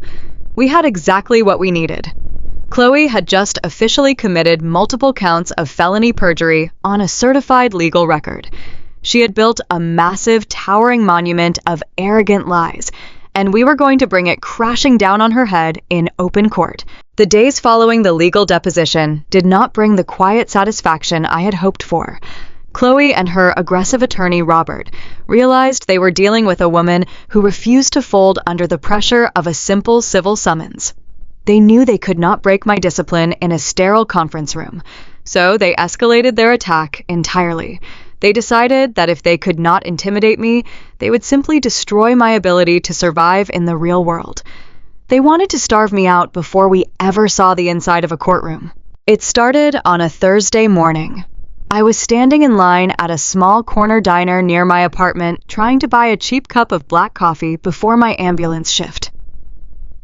The cashier swiped my debit card and handed it back with a sympathetic frown. She told me the card was declined. I assumed it was a simple banking error. I stepped out of the line, walked out onto the cold sidewalk, and called the customer service number printed on the back of the plastic card. After holding for 10 minutes, a representative with a deeply uncomfortable voice told me the truth. My checking and savings accounts had been completely frozen by a formal court order. I stood on the concrete pavement, feeling a cold dread wash over my entire body. I called Thomas Sterling immediately from the sidewalk. Thomas explained the brutal reality of civil litigation when you are fighting a wealthy and vindictive opponent. Chloe and her high-priced legal team had filed an aggressive motion for prejudgment attachment. They went to a judge and spun a completely fabricated narrative. They claimed that because I was facing a massive $1 million lawsuit and had recently suffered a traumatic mental break during the fire, I was a severe flight risk. They told the court I was actively planning to empty my bank accounts and disappear across state lines to avoid accountability. The judge granted their emergency motion pending a full evidentiary hearing. Every single dollar I had saved from my grueling combat deployments in Afghanistan was completely locked away behind a legal wall. I could not buy groceries. I could not pay my rent. I could not even pay for the expensive medical compression bandages I desperately needed for my healing skin. Chloe knew exactly what she was doing. She knew my municipal paramedic salary was modest and that I lived paycheck to paycheck, relying on that savings account as my only safety net. She knew that without my money, I would be pushed to the absolute brink of ruin. She wanted me to call her begging for a settlement. She wanted me to offer a public apology and accept the criminal blame, just so she would release the financial chokehold. I refused to give her that satisfaction. I walked back to my small apartment and looked at the few things I actually owned. My only asset of any real financial value was my 10-year-old sedan. It was not a luxury vehicle by any means, but it was completely paid off, and it represented my independence. That very afternoon, I drove it to a dusty used car lot on the outskirts of the city. The salesman took one look at my heavily bandaged arms and my desperate expression, and he knew exactly how much leverage he had. He offered me less than half of what the car was actually worth. I did not argue. I did not try to negotiate. I signed the title over on the hood of the car and walked away with a thin envelope of cash in my pocket. Losing my car meant I had to rely entirely on the unreliable city bus system to get to the hospital dispatch center for my shifts. The early morning bus rides were long, dark, and exhausting. But the financial pressure demanded even more sacrifices. The cash from the car sale would only cover my rent and my initial legal fees for a couple of months. I needed more money to survive the long, grueling wait until the trial date. So I marched into my supervisor's office and volunteered to take on as many double shifts as the department legally permitted. Working as a city paramedic is a physically punishing job on a normal day. Doing it while recovering from severe second and third degree thermal burns was absolute agony. Every single time I had to lift a heavy patient onto a stretcher or carry a trauma bag up 3 flights of narrow apartment stairs, the new healing skin across my back and shoulders would pull and stretch and tear. The thick white compression bandages I wore tightly under my uniform trapped my body heat, causing me to sweat profusely during high-stress emergency calls. The salt from my sweat stung the raw burn wounds relentlessly. By the end of a 16-hour double shift, my heavy work boots felt like they were filled with solid lead, and my arms throbbed with a vicious, burning pain. I would take the long bus ride back to my empty apartment, soak my aching body in a lukewarm bath, and mentally prepare to do it all over again the next morning. I kept my head down and focused entirely on the work. I did not complain to my medical colleagues. I did not tell them about the massive lawsuit or the frozen bank accounts, or the fact that my own sister-in-law was actively trying to destroy my entire existence. I simply gritted my teeth and endured the physical torment in absolute silence. The physical pain was actually a powerful reminder. It reminded me exactly why I was fighting this war. Every sharp ache in my shoulders fueled my quiet rage and strengthened my iron resolve to see Chloe completely ruined on the witness stand. 2 weeks into this grueling new routine, I came home from a particularly brutal night shift dealing with a multi-vehicle highway collision. It was past 2 in the morning. The city outside my apartment window was completely silent. I was sitting on my faded living room rug, carefully changing the medical dressings on my right arm when my cell phone buzzed loudly on the wooden coffee table. The caller identification screen simply said, "Unknown number." My first instinct, my personal phone number to several of her wealthy country club friends who occasionally called late at night to leave nasty voicemails calling me a violent pyromaniac and a disgrace to the uniform. But something deep in my gut made me reach out and accept the call. I held the phone to my ear and said hello into the darkness. For a long moment, there was nothing but heavy, rapid breathing and the faint sound of digital static. Then a small, shaky voice broke the silence. "Aunt Sarah." It was Leo, my 15-year-old nephew. I had not spoken to him or seen him since the exact moment the paramedics loaded me into the ambulance on the front lawn of the burning cabin. Hearing his young voice sent a massive wave of emotion crashing directly against my chest. I sat up perfectly straight, completely ignoring the sharp, pulling pain in my arm. I asked him immediately if he was okay and where he was calling from. He told me he was hiding on the floor of the master bathroom in his parents' large house. He had stolen an old prepaid cell phone from his father's home office desk drawer because Chloe had confiscated his actual smartphone and was strictly monitoring all of his internet access. He was whispering so quietly I had to press my phone hard against my ear just to understand him. His voice cracked heavily with unshed tears. He sounded absolutely terrified. He started apologizing to me over and over again. He kept saying he was so incredibly sorry that he let his mother tell those terrible lies to the police and the local news reporters. He told me he wanted to tell the absolute truth from the very beginning, but the entire situation escalated so rapidly, and his father had completely retreated into passive silence. I stopped his apologies immediately. I used my calmest, most reassuring, professional paramedic voice. I told him he had absolutely nothing to apologize for. I reminded him that he was just a teenager, and the adults in his life were the ones fundamentally failing to protect him. I asked him why he was so frightened tonight. Leo took a deep, shaky breath and revealed the darkest, most twisted layer of Chloe's manipulation. The trial date was approaching rapidly, and Chloe knew that her entire fraudulent case relied heavily on Leo's cooperation. If the boy who was actually trapped in the fire stood up and contradicted her story, her $1 million lawsuit would instantly collapse into dust. So she was actively blackmailing her own child to secure her victory. Leo told me that Chloe had spent the last 2 weeks forcing him to sit at the kitchen table and memorize a highly detailed script. The script was a complete fabrication of that Saturday afternoon. It required Leo to swear under oath in a court of law that he looked out his bedroom window and explicitly saw me intentionally push the heavy propane grill into the wooden siding of the house. It required him to say that I was screaming violently and acting entirely unhinged. I felt a cold, absolute fury wash over my tired body. It was one thing for Chloe to attack me. I was a grown woman and a combat veteran. I could handle her vicious financial games and her social smear campaigns. But weaponizing her own child and forcing a 15-year-old boy to commit felony perjury just to protect her shallow country club reputation was an entirely different level of pure evil. I asked Leo what would happen if he refused to memorize her lies. He started crying softly into the phone, unable to hold back his fear any longer.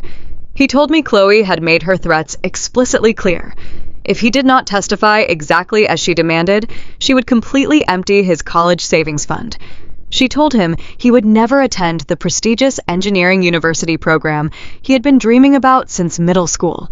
But the financial threat was not even the worst part of her extortion. Chloe had also promised to send him away to a strict behavioral modification camp for troubled teenagers out in the Utah desert. She told him that because he was a legal minor, she had the absolute legal right to sign him over to a disciplinary wilderness facility until he turned 18. She convinced him that if he ruined her lawsuit and embarrassed her in front of her friends, she would make sure his life was a living hell.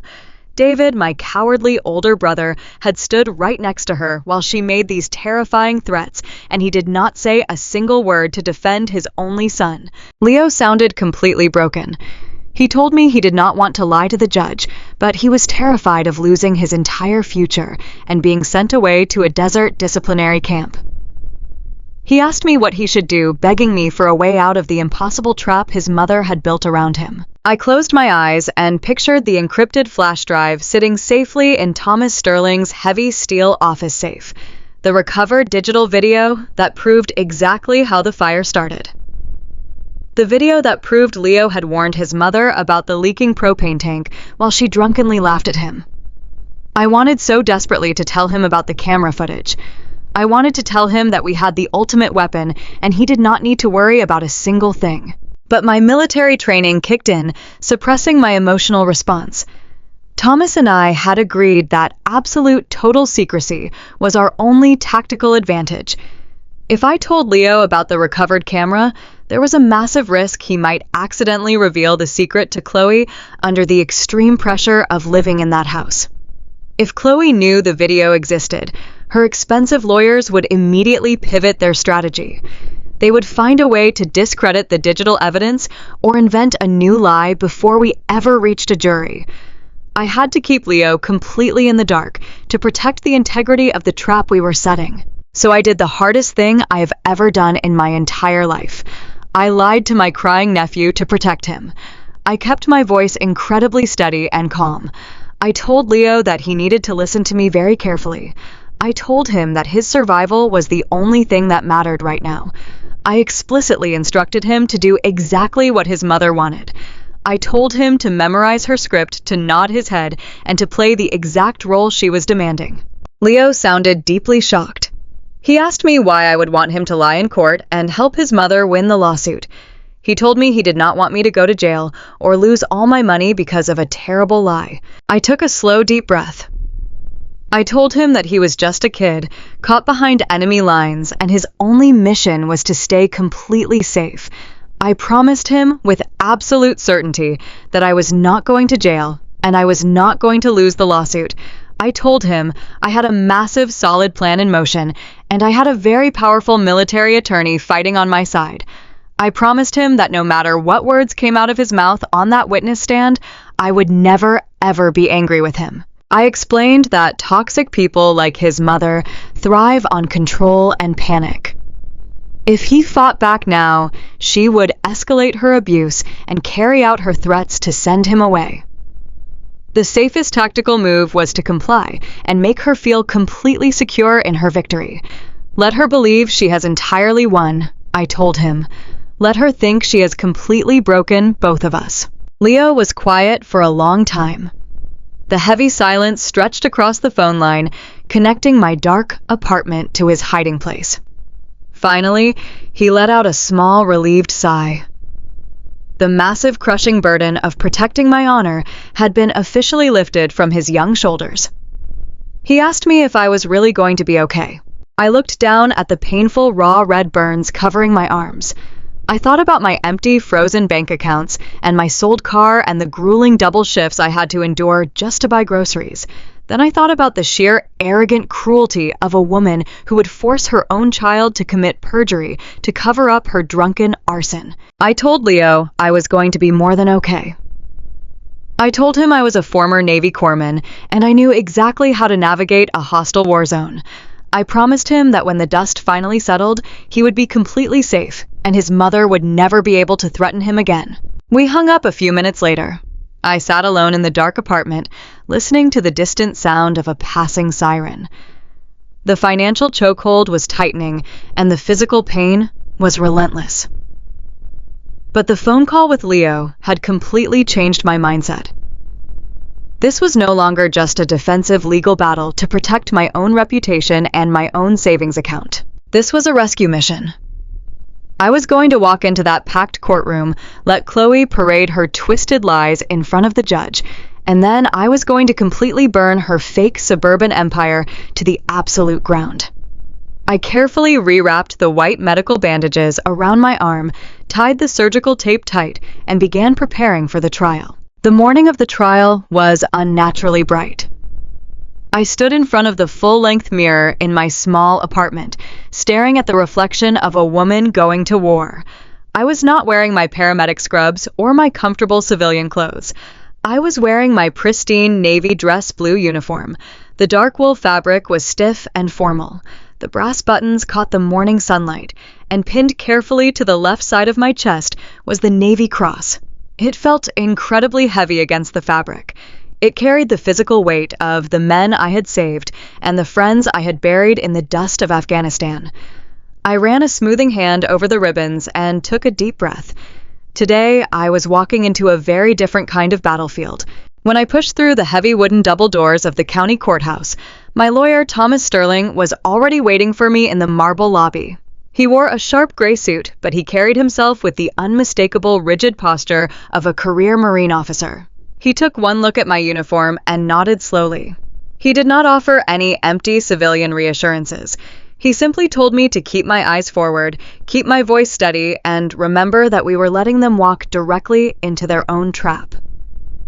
I squared my shoulders and followed him down the long, echoing corridor toward courtroom number 4. Stepping into that courtroom was like stepping onto a carefully curated stage set designed entirely by my sister-in-law. The wooden gallery benches were absolutely packed to capacity. Chloe had mobilized her entire social network. Her affluent country club friends, the wealthy mothers from her private neighborhood association, and several prominent members of her church congregation filled every single available seat. They were dressed in expensive pastel blouses and tailored slacks, acting as a loyal captive audience for her tragic performance. As I walked down the center aisle, the whispering started immediately. It was a low, collective hiss of intense judgment. I heard the words, "dangerous and unstable," floating through the tense air. Chloe had spent months intentionally poisoning this community against me, and now they were all here to watch my public execution. I took my seat at the defense table next to Thomas.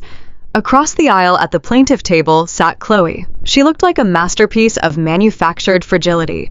She wore a soft cream-colored sweater that made her look delicate and completely vulnerable. Her makeup was expertly applied to make her appear pale and deeply exhausted by trauma.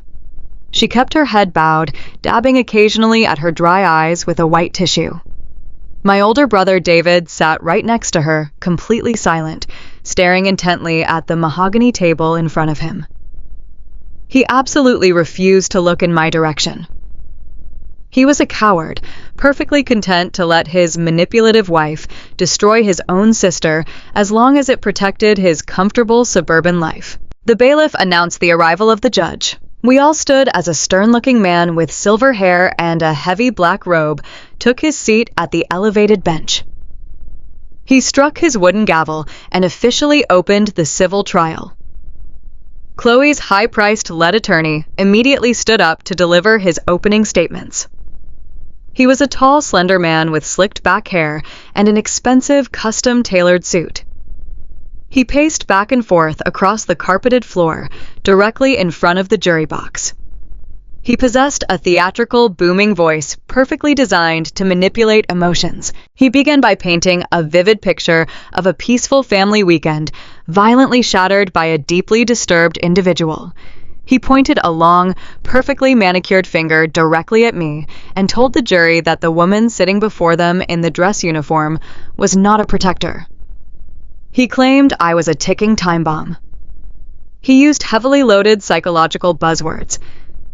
He talked about untreated combat trauma, severe manic episodes, and deeply rooted violent tendencies. He told the jury that my family had tried desperately to help me, but that my military conditioning had fundamentally broken my mind, making me a profound danger to society and to my own teenage nephew. I sat perfectly still. I kept my hands folded tightly in my lap and my face completely blank. My skin burned constantly where the healing thermal scars stretched tightly across my shoulders beneath my wool uniform. I was listening to this wealthy man completely rewrite the most traumatic day of my life. He was turning my absolute sacrifice into a malicious criminal act. But I remembered Thomas's strict instructions. I showed absolutely no emotion. I refused to give Chloe the satisfaction of seeing me break in front of her friends. After the opening statements concluded, the plaintiff's attorney did something unexpected. Instead of calling Chloe to the stand to play the weeping mother, he called me as his very first witness. He wanted to immediately establish me as a hostile, unhinged presence in front of the jury. The bailiff called my name loudly. I stood up, smoothed the front of my jacket, and walked confidently across the room toward the witness box. I raised my right hand and swore the sacred oath to tell the absolute truth. I sat down in the wooden chair and looked directly at the attorney. He approached the podium and smiled. It was a cold, predatory smile. He started with seemingly innocent questions about my background. He asked about my time as a Navy corpsman. He asked about my current job as a civilian paramedic working double shifts in the city. But within 5 minutes, the true vicious nature of his psychological attack became clear. He was not asking about my career to establish my credibility. He was asking about it to weaponize my service entirely against me. He paced slowly toward the jury box, keeping his eyes locked on my face. He asked me how many catastrophic trauma calls I responded to in an average week. He asked me to describe the chaotic, bloody environments I worked in. When I answered calmly, he twisted my words violently. He suggested to the jury that I was dangerously addicted to chaos. He claimed that because I had spent years in a brutal war zone treating horrific injuries, I was no longer capable of functioning in a peaceful civilian environment. He insinuated that I craved violence and emergency so desperately that I was willing to artificially create a deadly disaster just to feel the rush of adrenaline. I answered every single twisted question with calm, clinical precision. I did not raise my voice. I did not sound defensive or angry. I simply stated the objective facts of my medical training and my professional duties. My absolute composure seemed to frustrate him deeply. He wanted me to yell. He wanted me to act exactly like the unstable, violent veteran he was describing to the eager jury. When he realized I was not going to lose my temper, he pivoted his aggressive attack directly toward the specific events of the fire. He stepped away from the wooden podium and walked right up to the edge of the witness box. He leaned forward aggressively, invading my personal space. He demanded that I walk the court through my exact actions on that Saturday afternoon. I told the absolute, undeniable truth. I explained that I was sleeping inside the cabin when I smelled the burning plastic. I explained that I ran outside and saw the massive wall of fire engulfing the back deck. I stated clearly for the permanent legal record that Chloe was pacing on the lawn, heavily intoxicated, holding a wine bottle, while her only son was trapped inside the burning second floor. The attorney let out a loud theatrical laugh of absolute disbelief. He turned his back on me and faced the packed gallery. He shook his head dramatically like he was dealing with a delusional child telling a fantasy story. He told the court that my version of events was a complete and utter fabrication, designed solely to cover up my own heinous guilt. He aggressively accused me of wandering out onto the deck in a blind manic rage fueled by my supposed severe combat trauma. He explicitly detailed a completely fictional scenario where I intentionally and violently shoved the heavy metal propane grill directly into the wooden siding of the house, causing the massive fiery explosion. He raised his voice, letting it echo loudly off the high ceilings of the courtroom. He asked me how it felt to nearly murder my own teenage nephew in a fit of psychotic, unhinged rage. He asked me why I hated my sister-in-law so much that I would intentionally burn down a historic family property just to violently punish her. The brutal questions came in rapid-fire succession, leaving absolutely no room for answers. They were not questions at all. They were vicious accusations, hurled like heavy stones, meant to batter my spirit and completely assassinate my character in front of the entire community. The whispering in the gallery grew noticeably louder. I could see Chloe's country club friends shaking their heads in profound disgust. I could see the jurors leaning back in their chairs, looking at me with growing apprehension and fear. Chloe sat at the plaintiff table, wiping away fresh tears, playing the terrified, traumatized victim flawlessly.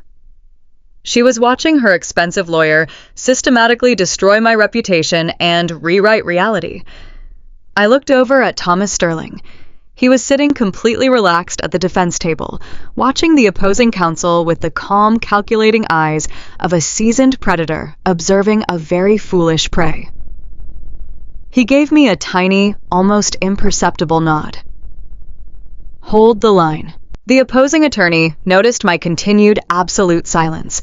He realized he had pushed the narrative of the violent veteran as far as it could possibly go. He needed a final devastating psychological blow to completely shatter my credibility and strip away any lingering sympathy the jury might possibly have for a woman sitting in a military uniform. He slowly walked back toward the plaintiff table, picked up a thick legal folder, and then turned to face me again. His expression hardened into a rigid mask of pure, righteous indignation. He walked slowly toward the witness box, stopping just a few feet away from where I was sitting. He stared directly at my chest. He raised his hand and pointed his index finger right at the gleaming brass and dark ribbon of the Navy Cross pinned to my dress uniform. The entire courtroom fell completely silent, anticipating his next dramatic move. The air felt incredibly heavy and suffocating. He looked from my medal directly to the jury box. He lowered his voice to a tone of profound, solemn disgust. He told the jury that the absolute most tragic part of this entire ordeal was the terrifying depths of my deliberate deception. He stated that true military heroes were honorable, brave protectors of the innocent, but that I was nothing more than a desperate, pathetic fraud. He claimed that the beautiful medal pinned to my chest, the highest honor short of the Medal of Honor itself, was a complete and utter lie. He turned back to me, his voice rising in volume until he was nearly shouting across the room. He explicitly accused me under oath in a court of law of purchasing a replica Navy Cross on the internet. He told the jury that I had completely fabricated my military heroism to build a fake identity because I was deeply disturbed and desperately needed the community to pity me. He claimed that I was sitting in that witness box right now, wearing a fraudulent prop, intentionally committing stolen valor to manipulate the emotions of the judge and the jury. The severe accusation hit the courtroom like a physical concussive shockwave. Several people in the gallery actually gasped out loud. The sheer audacious cruelty of the insult was breathtaking. It was the absolute most severe character assassination possible. He was taking the absolute worst day of my life, the day I dragged 3 bleeding Marines through heavy enemy fire and washing it away like cheap dirt. He was telling the world that the blood I had washed off my hands in that dusty valley was a complete fiction. He was telling everyone that my sacred honor was a cheap piece of metal bought with a credit card. My heart hammered violently against my ribs. A hot, blinding flash of absolute fury ignited deep in my chest. I gripped the wooden railing of the witness box so tightly, my knuckles turned completely white. Every single instinct drilled into me by the military screamed at me to stand up, to shout the undeniable truth, to demand immediate respect for the uniform and the brave men who had died right beside me. I wanted to tell him about the screaming and the relentless gunfire and the heavy smell of copper in the desert air. But I looked at Chloe, sitting smugly across the room, thoroughly enjoying my public humiliation.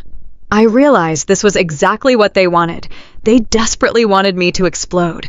They wanted me to yell and rage and instantly prove their fabricated narrative that I was a dangerous, unstable veteran who could not control her violent emotions.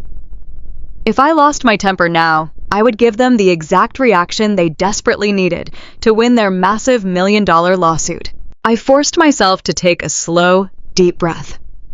I channeled every single ounce of military discipline I possessed. I released my death grip on the wooden railing and rested my healing-burned hands gently back in my lap. I looked the wealthy attorney dead in the eyes with a completely calm, unyielding expression. I did not raise my voice. I did not flinch. I simply sat there in the heavy silence, letting his vicious lies hang in the sterile courtroom air. The attorney looked momentarily confused by my absolute lack of reaction. He had delivered his most devastating psychological blow, and I had simply absorbed it without a single crack in my armor. But the profound damage with the jury had already been done. He had successfully planted the heavy seed of profound doubt. He turned to the judge and stated that the plaintiff formally objected to me wearing the medal in court, claiming it was an unverified and highly prejudicial piece of fraudulent evidence designed to improperly sway the jury. He demanded that the court order me to remove it immediately. The heavy silence in the courtroom was absolute and suffocating. The opposing attorney had just called my entire military service a complete fabrication and branded the Navy Cross, pinned to my chest, a cheap internet prop. He stood in the center of the room with his shoulders pulled back, soaking in the profound shock he had just manufactured. The jurors stared at me with wide, uncertain eyes. The wealthy members of my sister-in-law's country club whispered fiercely among themselves in the packed wooden pews behind me. I could feel the collective weight of their judgment pressing down on my healing shoulders. The slick attorney turned his polished leather shoes back toward the elevated bench. He looked up at the judge with a deeply practiced expression of legal concern. "Your Honor." He began, his voice dripping with false sincerity. "We are dealing with a highly volatile situation here today. The plaintiff formally requests that the defendant be ordered to remove that medal from her uniform for the remainder of these proceedings. It is an unverified piece of evidence that is highly prejudicial to my client. She is actively using a fraudulent symbol of military valor to manipulate the emotions of this jury and mask her own severe psychological instability." My attorney, Thomas Sterling, stood up slowly from the defense table. He did not rush. He did not shout. He moved with the terrifying, deliberate grace of a seasoned Marine officer preparing for a close-quarters fight. He buttoned his suit jacket and looked directly at the opposing counsel. "Your Honor." Thomas said, his voice a low, dangerous rumble that commanded absolute attention. "That is the most offensive and baseless motion I have heard in my entire legal career. My client is a decorated combat veteran. That medal was awarded for extraordinary heroism under heavy enemy fire. Ordering her to remove it, based on a fabricated smear campaign, is a profound insult to this court, and to every person who has ever worn the uniform." The opposing attorney immediately fired back, leaning aggressively over his wooden podium. "Where is the official documentation, then? Where is the commanding officer standing in this room to verify it? We have a woman sitting here who intentionally burned down a historic family home and nearly killed her own teenage nephew in a fit of rage.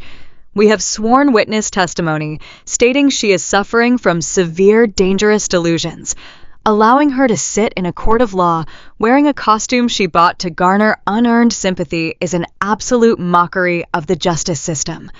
We demand it be removed until it can be authenticated by military officials." The two lawyers exchanged a cold, unyielding stare across the center aisle. The massive air conditioning units hummed loudly in the tense silence. I kept my hands folded tightly in my lap. The severe thermal burns covering my arms and back throbbed with a vicious, burning rhythm, matching my elevated heart rate. I looked over at the plaintiff table. Chloe was sitting perfectly still, playing the role of the terrified, exhausted victim, but her eyes were completely alive with malicious joy. She was watching her expensive lawyer systematically dismantle the absolute core of my identity. Next to her, my brother David stared intently at a blank yellow legal pad, refusing to look at the sister he had completely abandoned. The judge leaned forward, resting his heavy forearms on the solid mahogany wood of his elevated desk. He was an older man with stern, weathered features and a fierce reputation for strict traditional courtroom decorum. He looked down at the two arguing attorneys and then shifted his piercing gaze directly onto me. He studied the stiff dark wool of my dress blue uniform. He looked at the shining brass buttons. Finally, his cold eyes settled on the dark blue and white ribbon of the Navy Cross pinned precisely over my heart. The entire courtroom held its collective breath. You could hear the faint rustle of expensive clothing as people leaned forward in the wooden gallery benches, completely captivated by the unfolding drama. I felt a sudden cold sweat break out across the back of my neck. I knew exactly what was happening in the judge's mind. Chloe had spent months planting toxic seeds of doubt throughout the entire community. She had spun a masterful media narrative of a broken, dangerous veteran who needed to be locked away. The judge was a civilian. He did not know me. He only knew the terrifying, chaotic picture that Chloe and her legal team had aggressively painted all morning. The judge let out a long, heavy sigh. The sound echoed loudly through the sensitive microphones on his bench, amplifying the tension in the room. He reached for his wooden gavel but did not strike it. Instead, he clasped his large hands together and looked directly into my eyes. This court takes accusations of stolen valor with the utmost seriousness, he stated, his voice echoing off the high vaulted ceiling. It is a federal crime to fraudulently wear a military decoration of that magnitude. However, it is also completely true that allowing disputed and highly inflammatory items into a jury trial can severely prejudice the outcome of the case. Thomas Sterling stiffened beside me, his military posture becoming entirely rigid. Your Honor, Thomas started, his voice laced with absolute defiance. I strongly object to this line of reasoning. Stripping a veteran of her honors without proof of fraud is a violation of her dignity. The judge held up a large, weathered hand, silencing my attorney instantly. I am making a ruling, Mr. Sterling, the judge said sharply. This is a civil trial regarding massive property damage and gross negligence. It is not a military tribunal. The authenticity of that decoration is now a matter of severe dispute between the opposing parties, and its continued presence is causing a significant disruption to these proceedings. I will not allow this courtroom to become a theater for unverified claims on either side. The judge turned his strict attention back to me. His expression was completely devoid of sympathy or understanding. He was a man obsessed with order and process, and right now he viewed the sacred medal on my chest as the primary source of legal chaos. Take it off, Ms. Myers, the judge ordered. His words fell like heavy concrete blocks into the dead silence of the room. Hand it to the bailiff immediately until its authenticity can be formally verified by the Department of the Navy. I felt all the oxygen instantly vanish from my lungs. The sterile wood-paneled walls of the courtroom seemed to close in around me, compressing my chest. Take it off. The brutal command repeated in my head, echoing like distant gunfire. That medal was not a piece of cheap jewelry.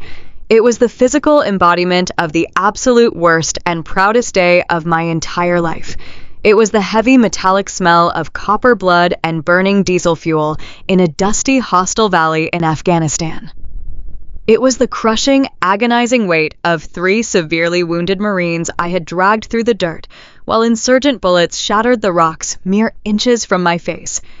It was the bitter tears I had cried while washing their blood out from under my fingernails in the dark. I looked at Thomas Sterling. His jaw was clenched so tightly, a muscle twitched visibly in his cheek. He looked like he wanted to leap across the table and tear the opposing counsel apart with his bare hands. But he gave me a tiny, almost imperceptible shake of his head. We had a strict strategy. We had to let Chloe build her massive, towering monument of arrogant lies before we brought it crashing down upon her. If I disobeyed a direct legal order from the judge, I would be immediately held in contempt of court.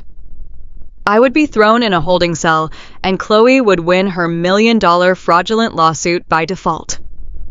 I had to endure this profound public humiliation to perfectly spring our trap. I slowly stood up from the defense table. The heavy, stiff wool of my uniform pulled painfully against the raw, healing burns on my shoulders, reminding me exactly how I had earned my place in this room. Every single eye in that packed courtroom was locked completely onto me. The silence was so profound I could hear the rapid, rhythmic ticking of the wall clock near the jury box. I raised my hands toward my chest. My fingers were trembling. I tried to steady them using my tactical breathing exercises, but the adrenaline and pure rage coursing through my veins made it nearly impossible. I grasped the small metal clasp at the back of the ribbon. The metal was cold against my fingertips. I thought about the brave friends I had buried under flag-draped coffins. I thought about the sacred oath I had sworn to protect the innocent. I thought about how incredibly cheap and fragile civilian justice felt in this terrible, agonizing moment. With a slow, deliberate pull, I undid the clasp. I slid the sharp pin out of the thick, dark fabric of my uniform. I lowered my trembling hands, holding the heavy bronze cross tightly in my right palm. An older uniformed court bailiff walked slowly down the center aisle. His boots scuffed softly against the carpet. He stopped directly in front of the defense table. He did not meet my eyes, looking ashamed to be participating in this theater. He held out a small, clear plastic evidence bag. I looked down at the metal resting in my hand one last time, tracing the intricate bronze details with my thumb. Then I reached out and gently dropped the Navy cross into the plastic bag. The heavy metal made a dull, lifeless thud as it hit the bottom. The bailiff sealed the plastic ridge, turned on his heel, and carried my sacred honor away to be locked inside a dark, forgotten evidence drawer. I stood there for a long, eternal moment, feeling completely exposed and entirely vulnerable. The left side of my uniform was totally bare. There was a small visible hole in the dark wool fabric where the pin had rested for years. It felt exactly like a massive gaping wound in my chest. I had survived violent enemy ambushes, and I had walked through raging, literal infernos, but stripping that metal from my uniform in front of a room full of whispering strangers felt like the most brutal, devastating injury I had ever sustained. I slowly lowered myself back into the hard wooden chair. A loud collective exhale rippled through the packed gallery. The vicious whispers started again, noticeably louder this time. The wealthy, affluent mothers from Chloe's country club were nodding to each other, feeling entirely vindicated by the spectacle. They genuinely believed they had just watched a dangerous fraud get publicly exposed and properly stripped of her fake identity. The opposing attorney walked back to his table with a massive, victorious smile plastered across his face. He sat down, smoothed his expensive suit jacket, and confidently straightened his silk tie. I forced myself to look directly across the wide center aisle. I needed to see exactly what I was fighting for. Chloe was looking right at me. She was no longer pretending to be a fragile, weeping victim overcome by trauma. The news cameras were gone from the room, and the jury was momentarily distracted by the judge taking detailed notes on his legal pad. Chloe sat back in her comfortable leather chair, crossed her legs, and offered me a smile of absolute pure malice. It was a vicious, triumphant, deeply cruel smirk. She genuinely believed she had just won the entire war. She believed she had completely stripped me of my dignity, ruined my pristine municipal career, and secured her massive financial payout, all in one brilliant, calculated move. She looked at the empty physical space on my uniform, where my medal used to be, and let out a tiny, satisfied scoff of amusement. She leaned over and whispered something sharply into David's ear. My cowardly older brother simply nodded, staring intensely down at his expensive shoes, completely unwilling to intervene, while his wife psychologically tortured his own sister. Chloe sat up straight again, radiating arrogant, untouchable confidence. She was a deeply reckless woman who had successfully burned down a historic family property, nearly burned her own child alive, and blamed it all on a genuine hero she despised out of pure jealousy.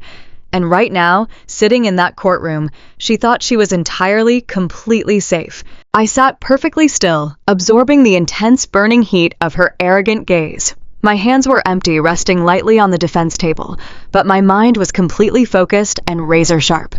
The emotional agony of removing the metal was slowly beginning to fade away.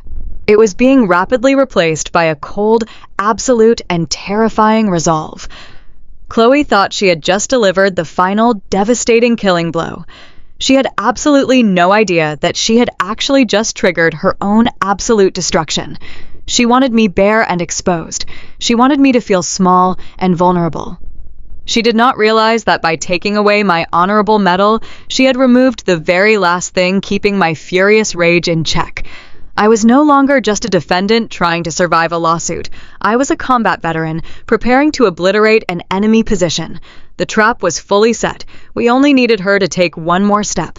The bailiff walked away with my Navy Cross sealed inside a cheap, clear plastic evidence bag. The fabric of my dress blue uniform felt suddenly lighter, but my chest felt incredibly heavy. I sat perfectly still at the heavy mahogany defense table next to Thomas Sterling.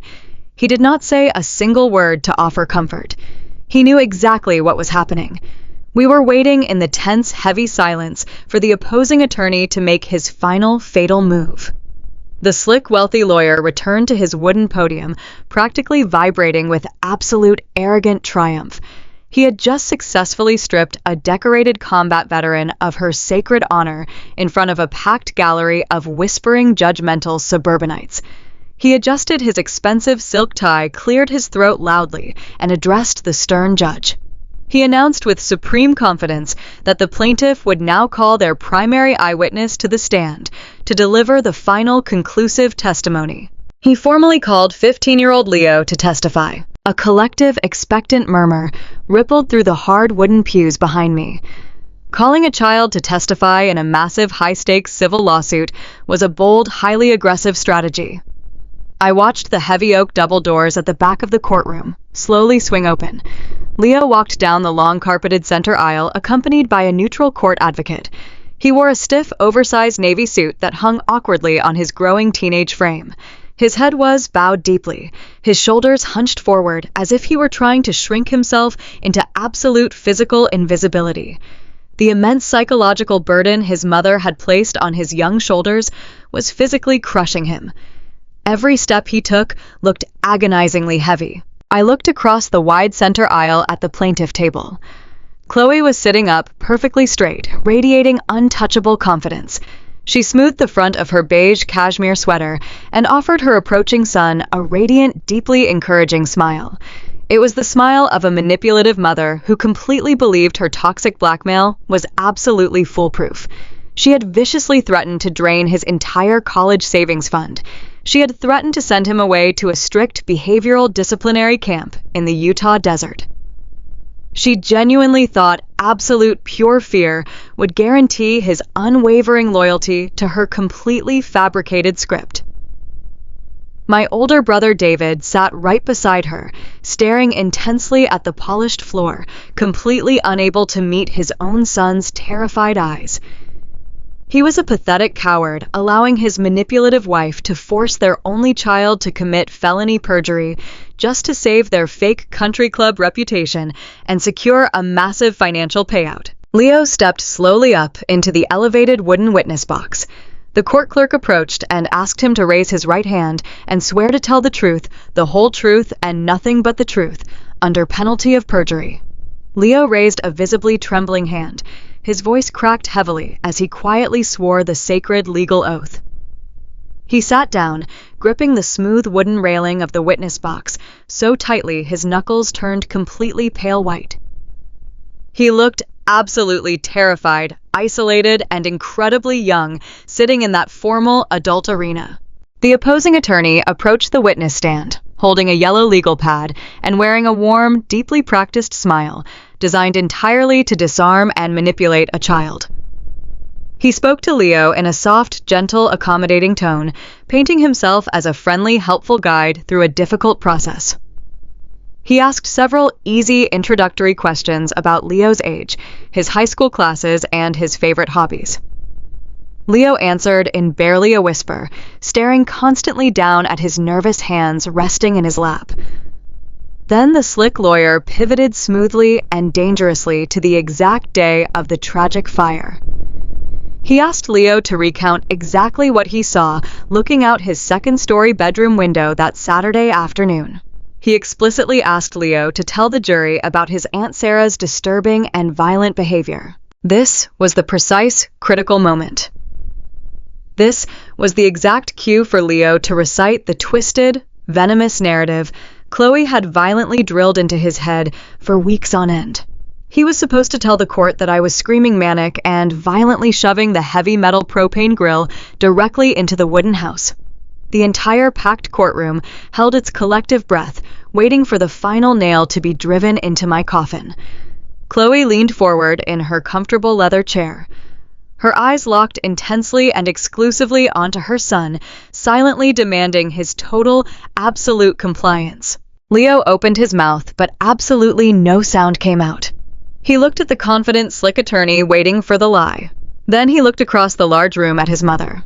Chloe gave him a tight, sharp nod, a clear, terrifying, unspoken threat, promising severe punishment if he failed her now. Then slowly, agonizingly, Leo turned his head and looked directly at me, sitting at the defense table. I did not offer him a warm, reassuring smile. I did not want to improperly influence his legal testimony or add to his massive confusion. I simply looked back at him with absolute calm, unyielding strength. His young eyes drifted down from my neutral face to the left side of my chest.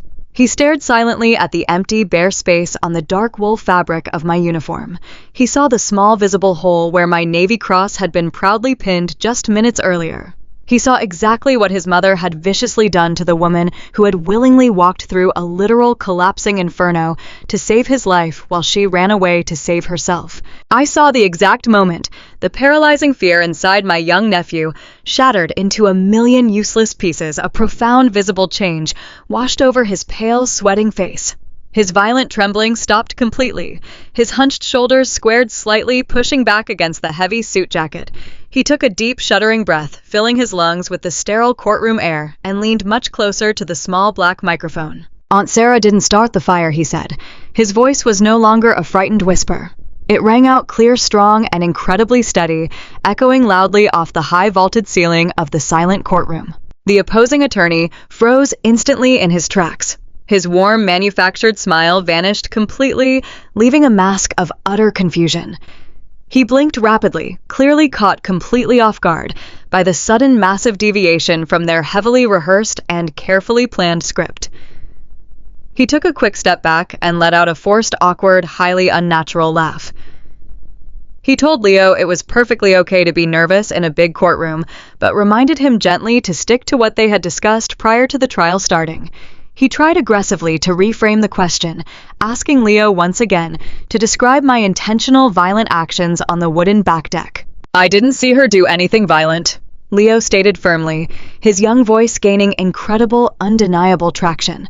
Because Aunt Sarah was asleep inside the cabin, she was taking a nap on the downstairs couch.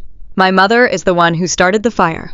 A massive, collective, shocked gasp erupted simultaneously from the packed wooden gallery. The wealthy, affluent women from Chloe's exclusive neighborhood association exchanged horrified, deeply scandalous glances. Chloe's carefully made-up face went absolutely chalk-white, drained of all human color. She gripped the sharp edge of the plaintiff table, her perfectly manicured fingernails digging violently into the dark, polished wood. She opened her mouth to shout an objection, but her expensive lawyer threw his hand up desperately, trying to control the catastrophic unfolding damage. "Your Honor." The tall attorney stammered his smooth, untouchable confidence, completely, entirely destroyed in a matter of seconds. The minor witness is clearly highly confused and deeply traumatized by the tragic events of that day.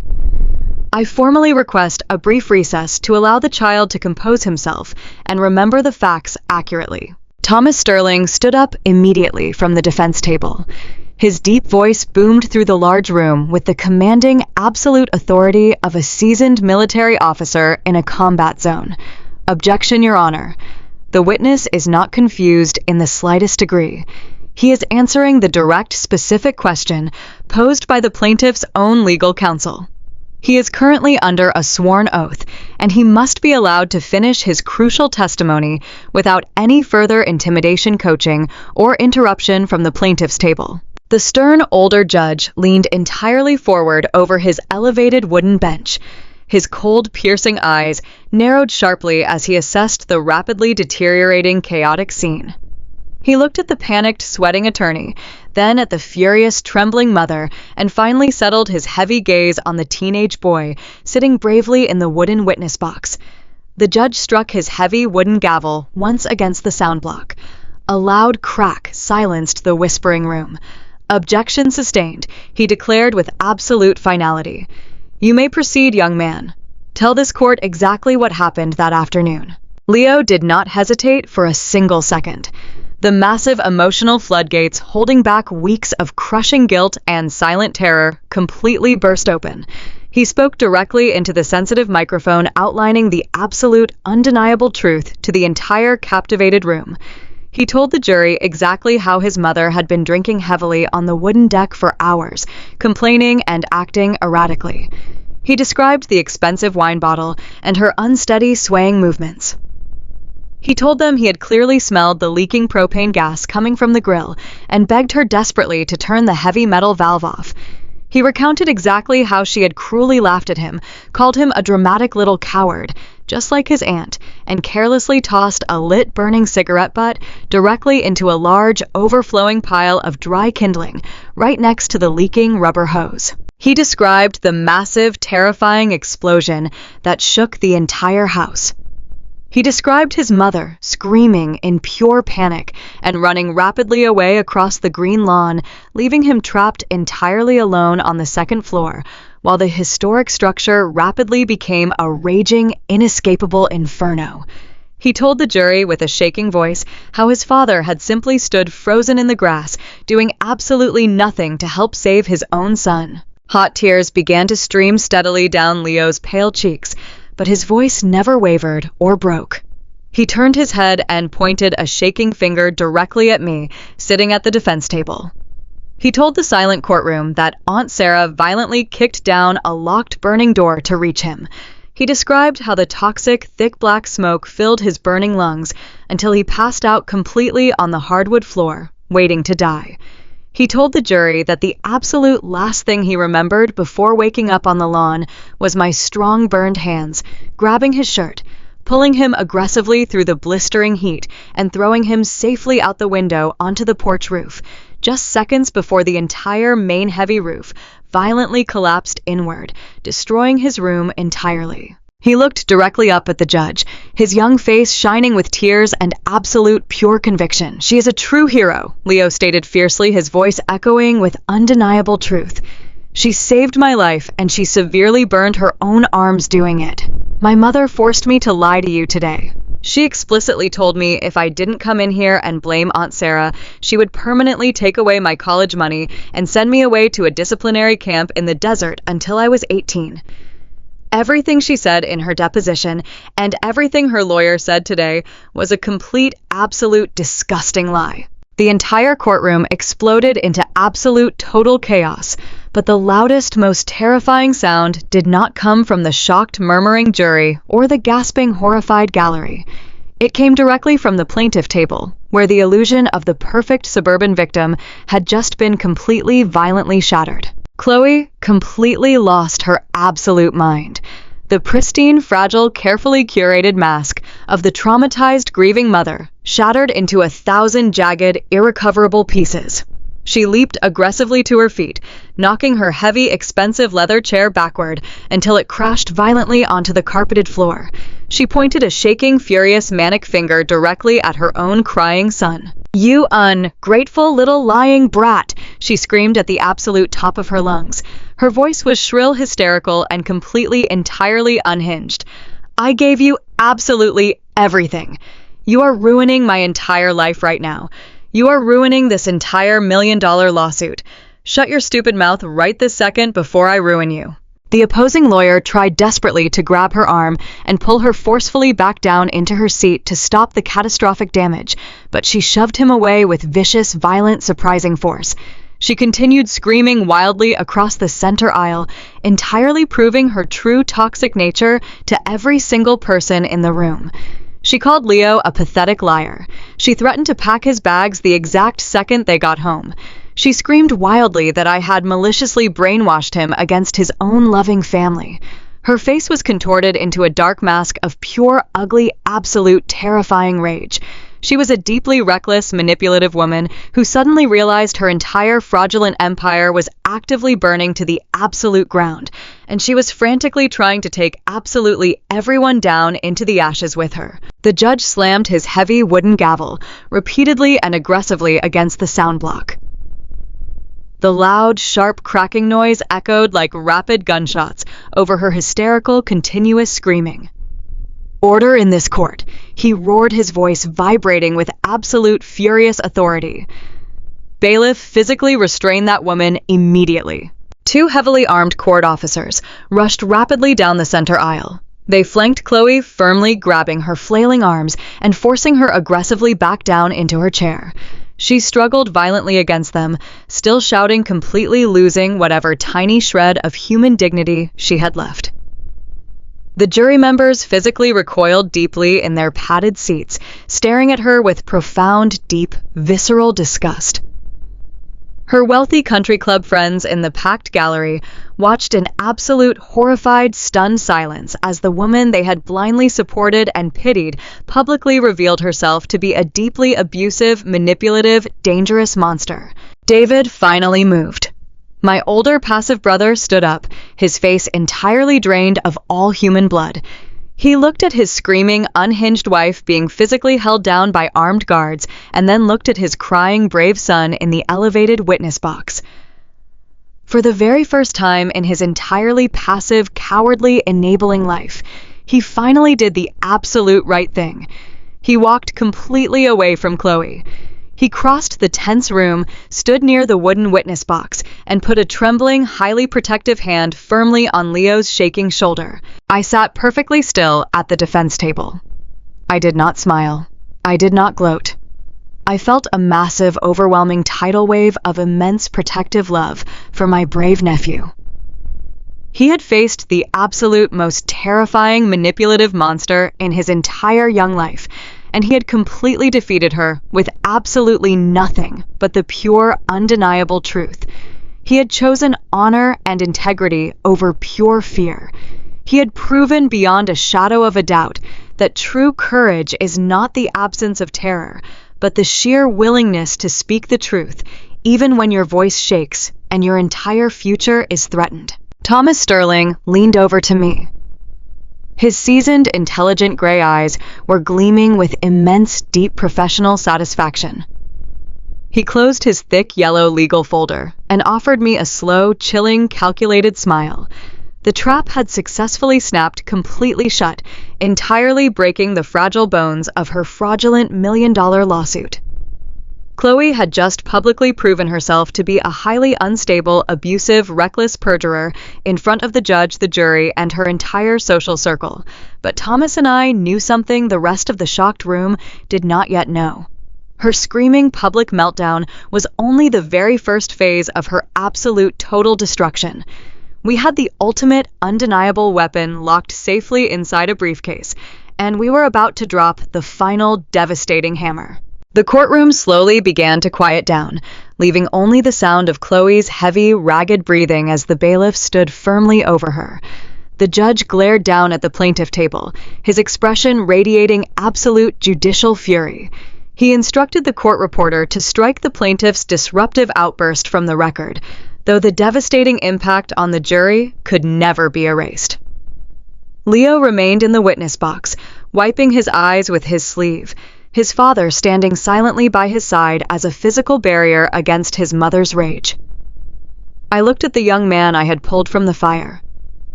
He had just pulled me from the fire in return. The character assassination, the stolen valor accusations, the financial terror she had inflicted upon me, it was all disintegrating into dust. The air in the room felt entirely different now. It was no longer heavy with lies and manipulation.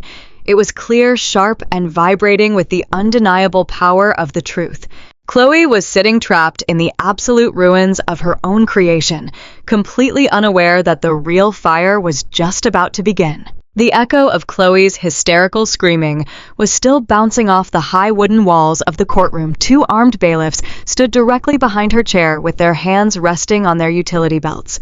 She was breathing heavily, her chest heaving, her perfectly styled hair now a tangled mess across her forehead. The carefully constructed mask of the grieving, terrified mother had been violently ripped away, revealing the desperate, manipulative woman underneath. The jury box was a portrait of pure disgust. Several jurors had physically pushed their rolling chairs back, creating as much distance as possible between themselves and the plaintiff table. In the gallery, her affluent country club friends sat in stunned, horrified silence. The woman they had blindly supported and pitied had just threatened her own weeping teenage son on a live legal record. I sat at the defense table, keeping my posture perfectly rigid. My healing burns throbbed with a dull ache, but my mind was incredibly sharp. I looked over at Thomas Sterling. He was not looking at Chloe. He was looking at the stern judge, who was currently glaring down at the plaintiff table with a look of absolute judicial fury. Thomas reached down to his heavy leather briefcase. The brass locks clicked loudly in the quiet room. He reached inside and pulled out a small clear plastic evidence bag containing a single silver flash drive. Thomas stood up slowly. He buttoned his suit jacket and walked toward the center aisle. "Your Honor," Thomas said, his deep military voice commanding the entire room. "Witness testimony is a powerful tool in seeking the truth, but human memory can be flawed, and as we have just witnessed, human testimony can be manipulated through threats and extortion. However, physical evidence does not lie. Physical evidence cannot be blackmailed." The defense would like to submit Exhibit A into the official record. Chloe's high-priced attorney jumped to his feet. He was sweating profusely. His expensive silk tie looked like a noose around his neck. He stammered an objection, claiming that the discovery phase was closed and ambush evidence was strictly prohibited. Thomas did not even look at him. He kept his eyes locked on the judge. He explained that under the rules of evidence, this specific video footage was completely admissible for the direct purpose of impeachment. The plaintiff had explicitly testified under oath that she was completely sober, that no one was smoking on the deck, and that I had intentionally pushed the grill over in a violent rage. This footage, Thomas stated calmly, will definitively prove that the plaintiff has committed multiple counts of felony perjury in this very courtroom today. The judge looked at the sweating attorney, then at Chloe, and finally at Thomas. The judge ordered the bailiff to take the flash drive and hand it to the court technician. Objection overruled, the judge stated with absolute finality. "Play the video, Mr. Sterling. Let us see the truth." The technician plugged the drive into the court system. Two large flat-screen monitors mounted on the walls flickered to life. The entire courtroom leaned forward. The heavy silence returned thick with anticipation. The high-definition video filled the screens. The timestamp in the bottom right corner glowed in bright white numbers, showing the exact date and time, exactly 20 minutes before the fire department was dispatched. The stationary camera angle showed the wooden back deck of the family cabin and a wide view of the side yard. And there was Chloe. The jury watched in absolute silence as the truth played out in vivid color. She was swaying unsteadily on her expensive designer sandals. She held a large crystal glass of dark red wine in her left hand and a lit cigarette in her right. The courtroom audio system crackled to life, picking up Leo's young, anxious voice from off-camera. The jury heard him clearly begging his mother to turn off the propane valve. They heard him explicitly warn her about the heavy smell of leaking gas. Then they heard Chloe's response. Her cruel, dismissive, drunken laugh echoed through the courtroom speakers. They heard her call her own teenage son a dramatic coward. They watched her take a long, slow drag of the cigarette. And then they saw the exact horrifying moment. With a completely careless flick of her wrist, she tossed the burning cigarette butt directly into the overflowing pile of dry kindling right next to the leaking propane tank hose. The bright orange flash of the ignition illuminated the monitors. The heavy concussive boom of the explosion shook the audio speakers. The jury watched Chloe shriek in sheer terror, drop her wineglass, and sprint frantically across the green lawn. She did not look back. She completely abandoned her son in a burning building to save her own life. The fire spread, with terrifying speed, consuming the wooden planks. The camera continued to record. A minute later, a new figure sprinted into the frame. It was me. The courtroom watched as I ran directly toward the blazing structure without a single second of hesitation. They watched me violently kick down the locked side door and disappear into the toxic black smoke. The digital timestamp ticked forward. The flames grew higher, melting the vinyl siding. Then the camera captured two bodies tumbling from the second-story porch roof into the heavy bushes below. It captured me pulling Leo's unconscious body away from the inferno, placing myself entirely between him and the radiant heat, my own clothes scorched and covered in thick ash. The video finally cut to chaotic digital static as the thermal heat melted the camera sensors completely. The screens went dark. The silence in the courtroom was absolute and profound. It was the heavy, suffocating silence of absolute, undeniable truth. One of the female jurors covered her mouth with trembling hands, hot tears streaming down her face. Another juror glared at Chloe with a look of pure, unadulterated hatred. Chloe's wealthy friends in the gallery were completely frozen in shock. Their perfect charitable country club queen was a reckless, drunken arsonist who had nearly murdered her own child and then framed a decorated combat veteran to avoid accountability. Chloe's slick attorney slowly sank back down into his padded leather chair. He did not object. He did not try to spin a new narrative or offer a desperate excuse. He packed his expensive gold pen into his briefcase. He knew his lucrative career was teetering on the edge of a massive ethics violation. He was completely done fighting for a woman who had lied to his face. The judge leaned forward over his elevated wooden bench. His weathered face was a rigid mask of cold, righteous fury. He looked directly at Chloe. In my 30 years on the bench, the judge began, his voice vibrating with absolute disgust. I have presided over hundreds of complex cases. I have seen greed, I have seen malice, and I have seen deception, but I have rarely witnessed such a profound and breathtaking display of sheer moral bankruptcy. You sat in this courtroom under the sacred oath of law and wove a calculated, vicious web of lies. You attempted to use the justice system as a weapon to destroy an innocent woman.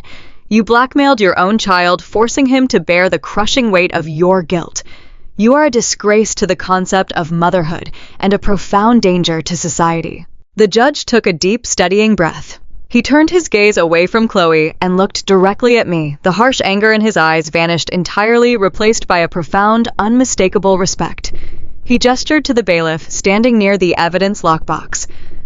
"Bring me the item taken from the defendant earlier today," he ordered quietly. The older bailiff retrieved the clear plastic bag, walked up the carpeted steps, and placed it gently on the mahogany bench. The judge carefully opened the seal. He reached inside and pulled out my Navy Cross. The heavy bronze metal gleamed under the bright fluorescent lights. The judge stood up from his tall chair. The entire courtroom watched in absolute awe as a sitting superior court judge stepped down from his elevated bench, walked down the stairs, and approached the defense table. I stood up immediately, snapping to strict military attention. The judge stopped right in front of me.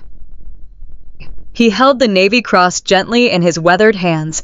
"Ms. Myers," he said, his voice carrying clearly across the utterly silent room. "This court owes you a massive and profound apology. I was manipulated by a masterful liar, and in doing so, I allowed this court to strip you of your dignity and your rightful honor. You demonstrated extraordinary heroism on the battlefield, protecting our country, and you demonstrated that exact same incredible heroism in the backyard of that burning cabin, protecting your family.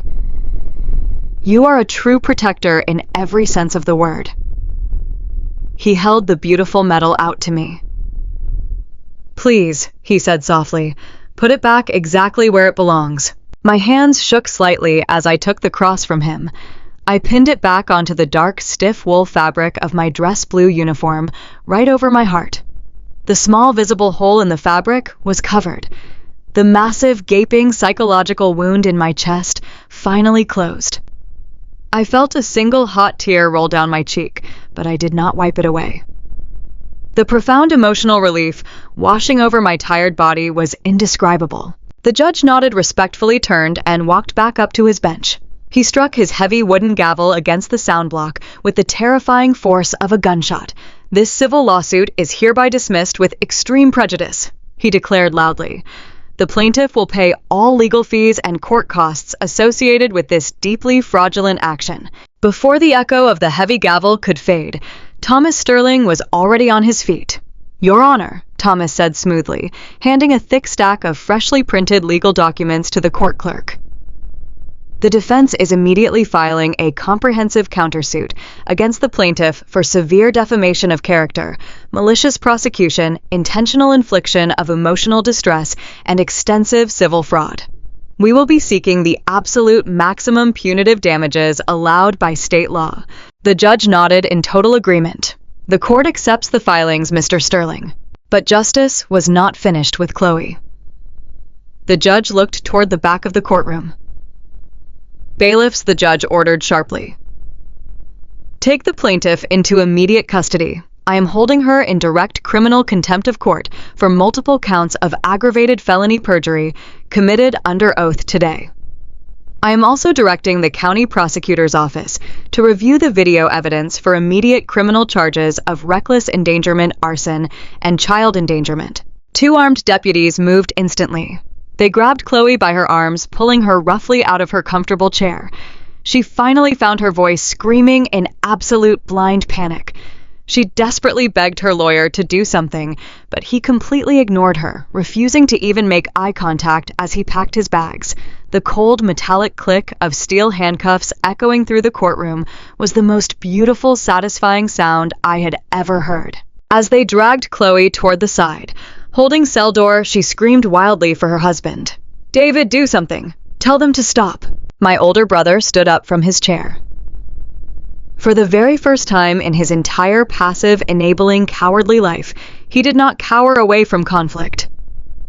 He looked at his wife, fighting against the heavy handcuffs, her expensive clothes wrinkled, her perfect, untouchable reputation utterly destroyed in a matter of minutes.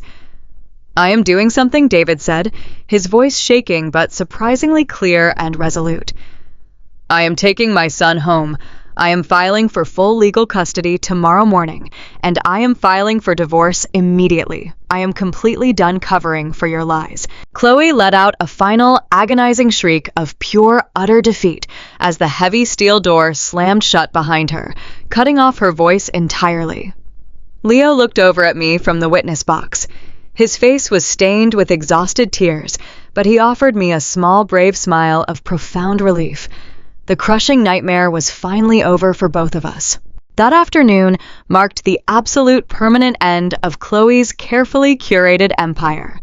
The destruction was total and uncompromising. When the local news stations obtained the public court transcripts and the judge's scathing judicial rebuke, her luxury real estate career evaporated literally overnight. Her prestigious downtown brokerage firm fired her, publicly releasing a harsh statement condemning her reckless actions.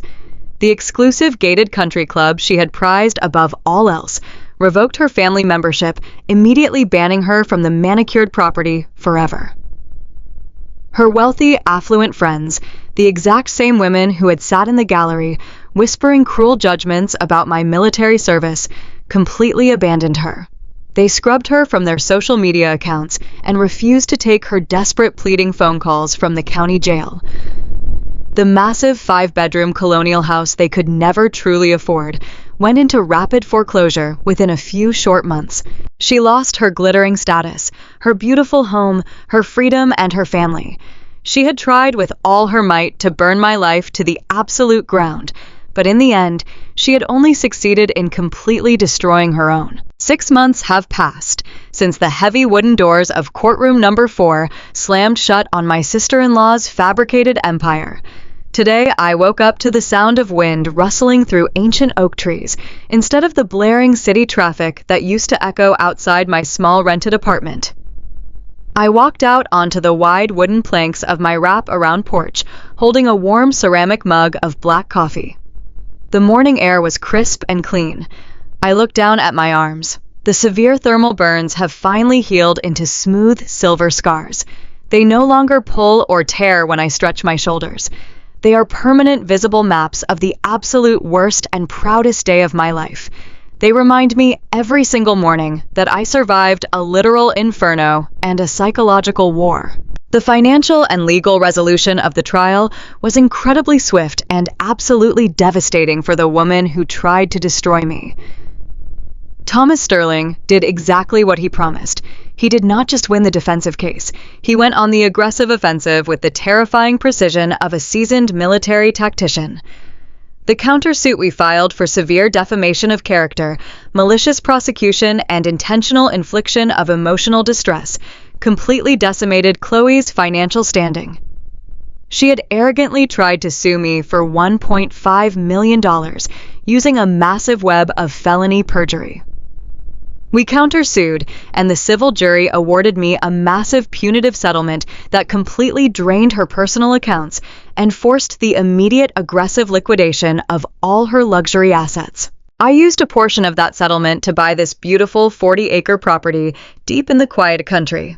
It has a large vegetable garden, a small fishing pond, and absolute total peace. I no longer have to work grueling double shifts on the ambulance just to survive. I still work as a paramedic because I genuinely love helping my community, but I do it on my own terms now. I have financial freedom, and I have my honor completely intact. Thomas Sterling called me the day the final settlement funds cleared the bank. He told me that in all his years as a marine lawyer and a civil litigator, he had never seen a fraudulent plaintiff collapse so completely. He told me to enjoy the peace because I had absolutely earned it. Chloe experienced a completely different kind of life-altering transformation. Her arrogant assumption that she was entirely untouchable finally met the rigid, unyielding wall of the criminal justice system. The stern superior court judge from our civil trial was absolutely true to his word. He forwarded the recovered digital video from the action camera directly to the county prosecutor's office. The criminal indictment came down less than 48 hours later. Chloe was formally arrested and paraded out of her 5-bedroom colonial mansion in cold steel handcuffs. Her high-priced, slick defense attorney completely abandoned her to save his own legal reputation. Facing absolute, undeniable digital proof of her crimes, she was forced to take a strict plea deal to avoid a lengthy, highly publicized trial. She is currently serving a short but incredibly sobering sentence in a state correctional facility for felony perjury and reckless child endangerment. But the physical prison sentence is not even her true punishment. Her true punishment is the absolute total loss of her carefully curated social status. The exclusive gated community association immediately voted to revoke her residency. The luxury downtown real estate brokerage, where she built her arrogant identity, publicly terminated her employment contract, and the state formally revoked her real estate license. The wealthy, affluent country club mothers, who had eagerly listened to her lies and whispered cruel judgments about my military service, completely turned their backs on her the exact second the local news broadcast her mugshot. They scrubbed her from their social media accounts and pretended they never even knew her. The massive 5-bedroom house that I had drained my military savings to rescue from foreclosure 3 years ago was rapidly sold by the bank. Chloe traded her own son for a desperate lie and ended up with absolutely nothing. She is entirely bankrupt and completely socially exiled. The most profound change, however, happened to my older brother David. The shocking horror of watching his wife violently threaten his only child on a live court record finally shattered his deep cowardice and his pathetic denial. The very next morning, he packed his bags, took his son, and filed for an expedited divorce. He requested and was immediately granted full sole legal and physical custody of Leo. David finally woke up and realized the massive, irreversible damage his passive, enabling behavior had caused our family. He started attending intensive psychological therapy twice a week. He is working incredibly hard to dismantle his deeply ingrained habit of avoiding conflict at all costs. Last month, he drove out to my new country property. He walked up the wooden porch steps looking 10 years older and infinitely more exhausted. He sat down in a rocking chair across from me, looked at the silver burn scars covering my arms, and broke down, weeping. He offered a genuine, profound apology for completely abandoning me. He apologized for taking my money years ago and taking my loyalty for granted. He apologized for failing to protect me and failing to protect his own son from a toxic, manipulative monster. I did not offer him immediate, easy forgiveness. I told him that trust is a fragile bridge that takes years to rebuild once it is burned down. But I also told him that I was willing to let him try to rebuild it. We are slowly reconstructing our sibling relationship.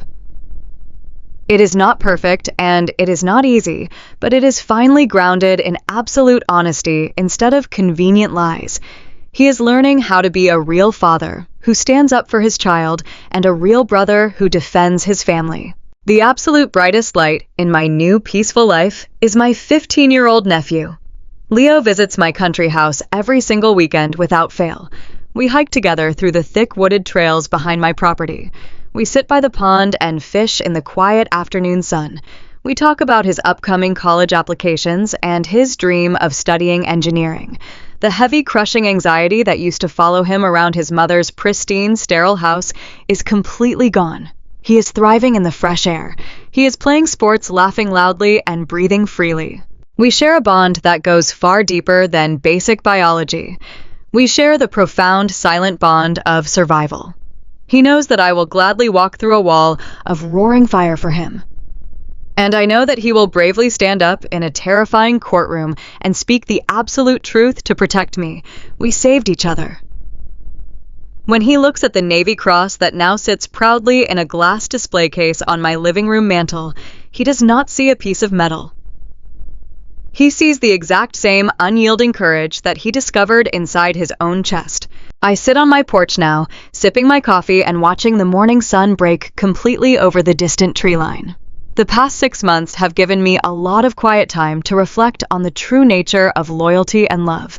For my entire adult life, I fundamentally believed that family meant enduring endless disrespect just to keep the peace. I believed that my specific role as the strong combat veteran and the highly capable paramedic was to constantly absorb the emotional and financial damage so that other people could remain perfectly comfortable. I willingly handed over my hard-earned military savings to save their pristine house. I stayed quiet when I was insulted. I walked directly into a literal collapsing inferno to save their child. And in return, they actively tried to burn my entire identity, my municipal career, and my sacred honor to the absolute ground. They demanded my ultimate sacrifice and then prosecuted me for surviving it. I have learned a massive, brutal lesson about human nature.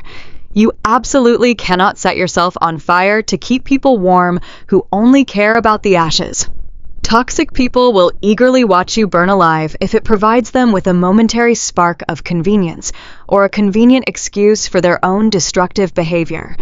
They will drain your bank accounts, weaponize your trauma, and demand your silence while they build their fake empires on top of your ruined boundaries. Real family is not defined by shared genetics or formal legal marriage certificates.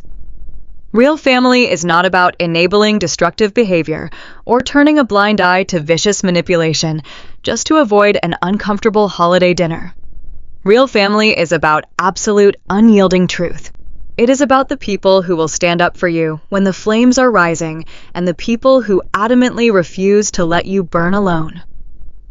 It is about Thomas Sterling fighting like a gladiator in a courtroom. It is about a teenage boy finding his voice when he was completely terrified. And it is about looking in the mirror and finally realizing that your own peace is worth defending at all costs.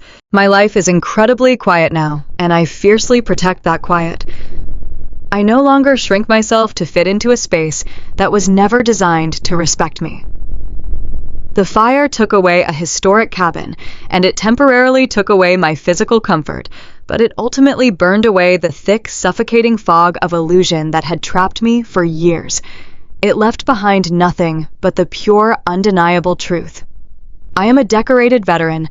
I am a dedicated paramedic. I am a loving aunt. And I am entirely, completely free. If you have ever had to stand completely alone against a toxic family member just to protect your own peace and your absolute truth, I want you to know that I see you. I know exactly how heavy that burden feels. It takes a massive amount of courage to walk away from people who share your blood but refuse to share the truth. I want to hear from you today. Please let me know down in the comments. Have you ever been falsely accused of something you absolutely did not do by someone who was desperately trying to hide their own guilt? How did you find the strength to fight back and clear your name? I read every single comment because your stories truly matter to me. While you are down there, please tell me where you are watching this video from and what time it is there right now. If my journey brought you any comfort or validation today, please take 1 second to hit that like button and subscribe to the channel for more true stories about surviving betrayal and finding real justice. Until next time, please always take good care of yourself and keep standing your ground.